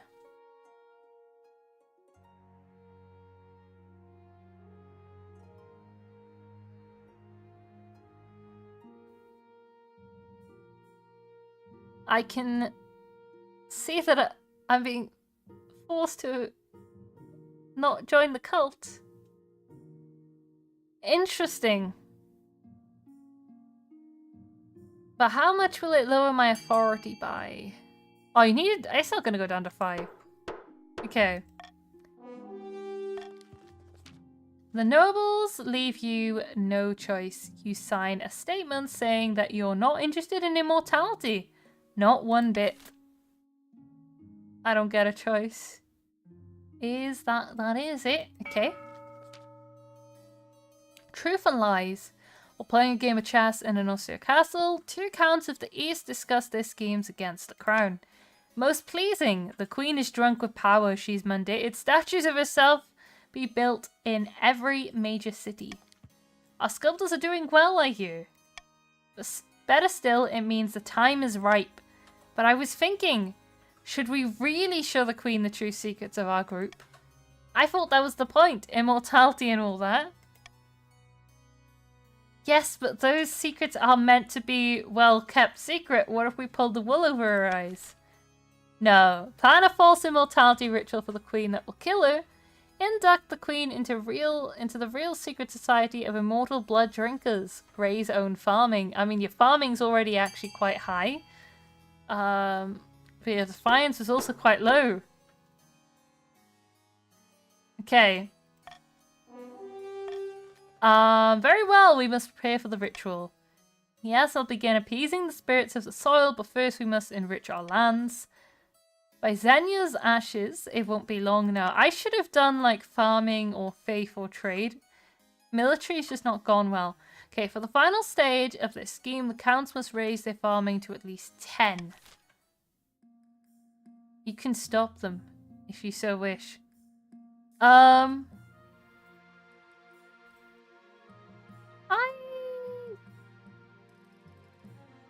kind of happy with all the ones I have. Yeah, that's the trouble. There's no rebellions. I was expecting rebellions. Crab features, hang on. The crab craze has swollen to unforeseen heights, Your Majesty. That's good, isn't it? The trade is so profitable that the patricians are shutting down textile mills to focus on crab catching. Thousands are unemployed. But who cares about that, Your Majesty? Your box of crabs is now worth nearly double what you paid for it. Sell, sell, sell. You sell your crabs for much more than you paid. The treasurer appears satisfied with your practicality. Meanwhile, industries collapse along the coast. They'll be fine. They'll be fine. Debt collection. Greetings, Your Majesty. I'm here on behalf of Solvent and Gal to collect what we are owed. You and what army? The Republic of Gurf guarantees all our loans to foreign states. If you fail to pay your debt, you will be the subject of aggressive trade sanctions and eventually war. You owe us a grand total of 3,750 gold. I can't pay. It does not pay to defy Solvent and Gal, Your Majesty. We will return to the Republic of Gurf and reform the Grand Pensioner that you are refusing to pay your debts. I do want war. Red hot chilies. There will be war. 3, 2, 1, bite. Two nobles dangling bright red chili peppers over their tongues chew ferociously at their respective vegetables. Okay, I can't take it anymore. As Count Gaheli66 spits out his chili, the council hall erupts in cheers. So the coast are just making money. I can ban... Let me try. Of course, Your August Majesty would compete in growing, but also eating the peppers. As the winner of the last round, I would be honored to face you. The Chancellor hands each of you a shriveled red thing that vaguely resembles a pepper, wishing you good luck. Pretend to bite into it. You bite into the pepper, scrunching up your face like a handkerchief until it turns chilly red. Meanwhile, Lord Patrician Amahim and nothing else is struggling. Cheers erupt as he spits out his chili. By sea and storm, you have an iron tongue, Your Serene Highness. Well done. The treasury is doing fabulous. Your Majesty, perhaps you'd like to sponsor my growing contest. I'm looking for the hottest chili in the land. The winner will receive a hefty cash prize. Or you could sponsor us patricians with the treasury support. We'd be sure to win. No, the Queen should sponsor us. We have the better chance and everyone knows it. Okay.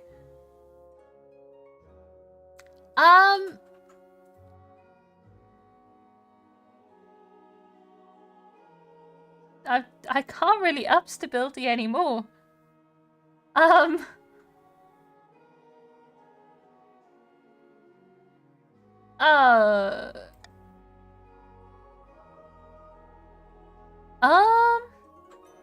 I'm thinking between A and B. I'm seeing A, so we'll go with A, and I'm gonna do Monarch's Golden Vote. Choice. Think about the money. Think about the money. You know, trade will go up. Treasury goes down by 1,000, but it doesn't matter. We're not paying back the debt. You know, we're going to war. We'll be fine. We'll conquer the enemies that they tried to get money that they are owed. Can't get farming. But will it be enough? Who didn't vote? I think it's Rex and Alton. They shouldn't get enough farm, I don't think. I think it's the grandees that get the farming, no? Simply sublime. With your backing, the competition is sure to be a success. And indeed it is. In the end, Ivan of the Counts comes out on top, producing a sickly looking pepper that makes even Grande Rex gasp for water. Bravo! What a diabolical spice. Truly malicious.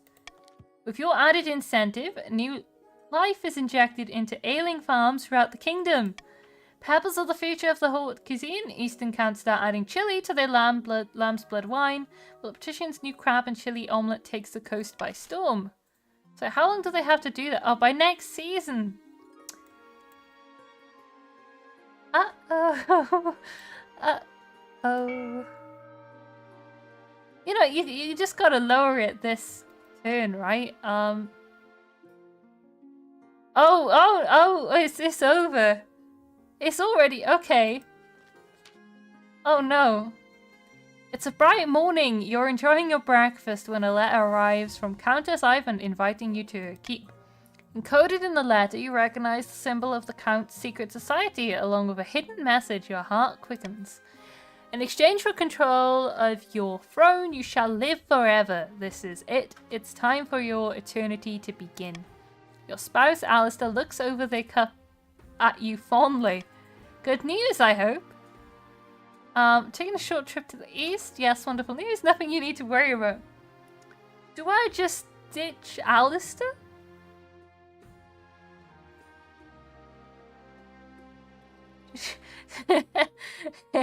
Hey, he's the guy.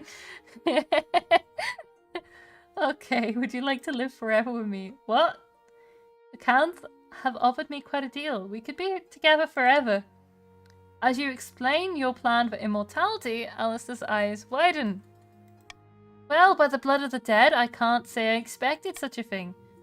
But I suppose we could do a lot of good if we were here forever. And let's do this. For your voyage to the east, you decide on a modest carriage with fast horses, but as not to be seen on your way.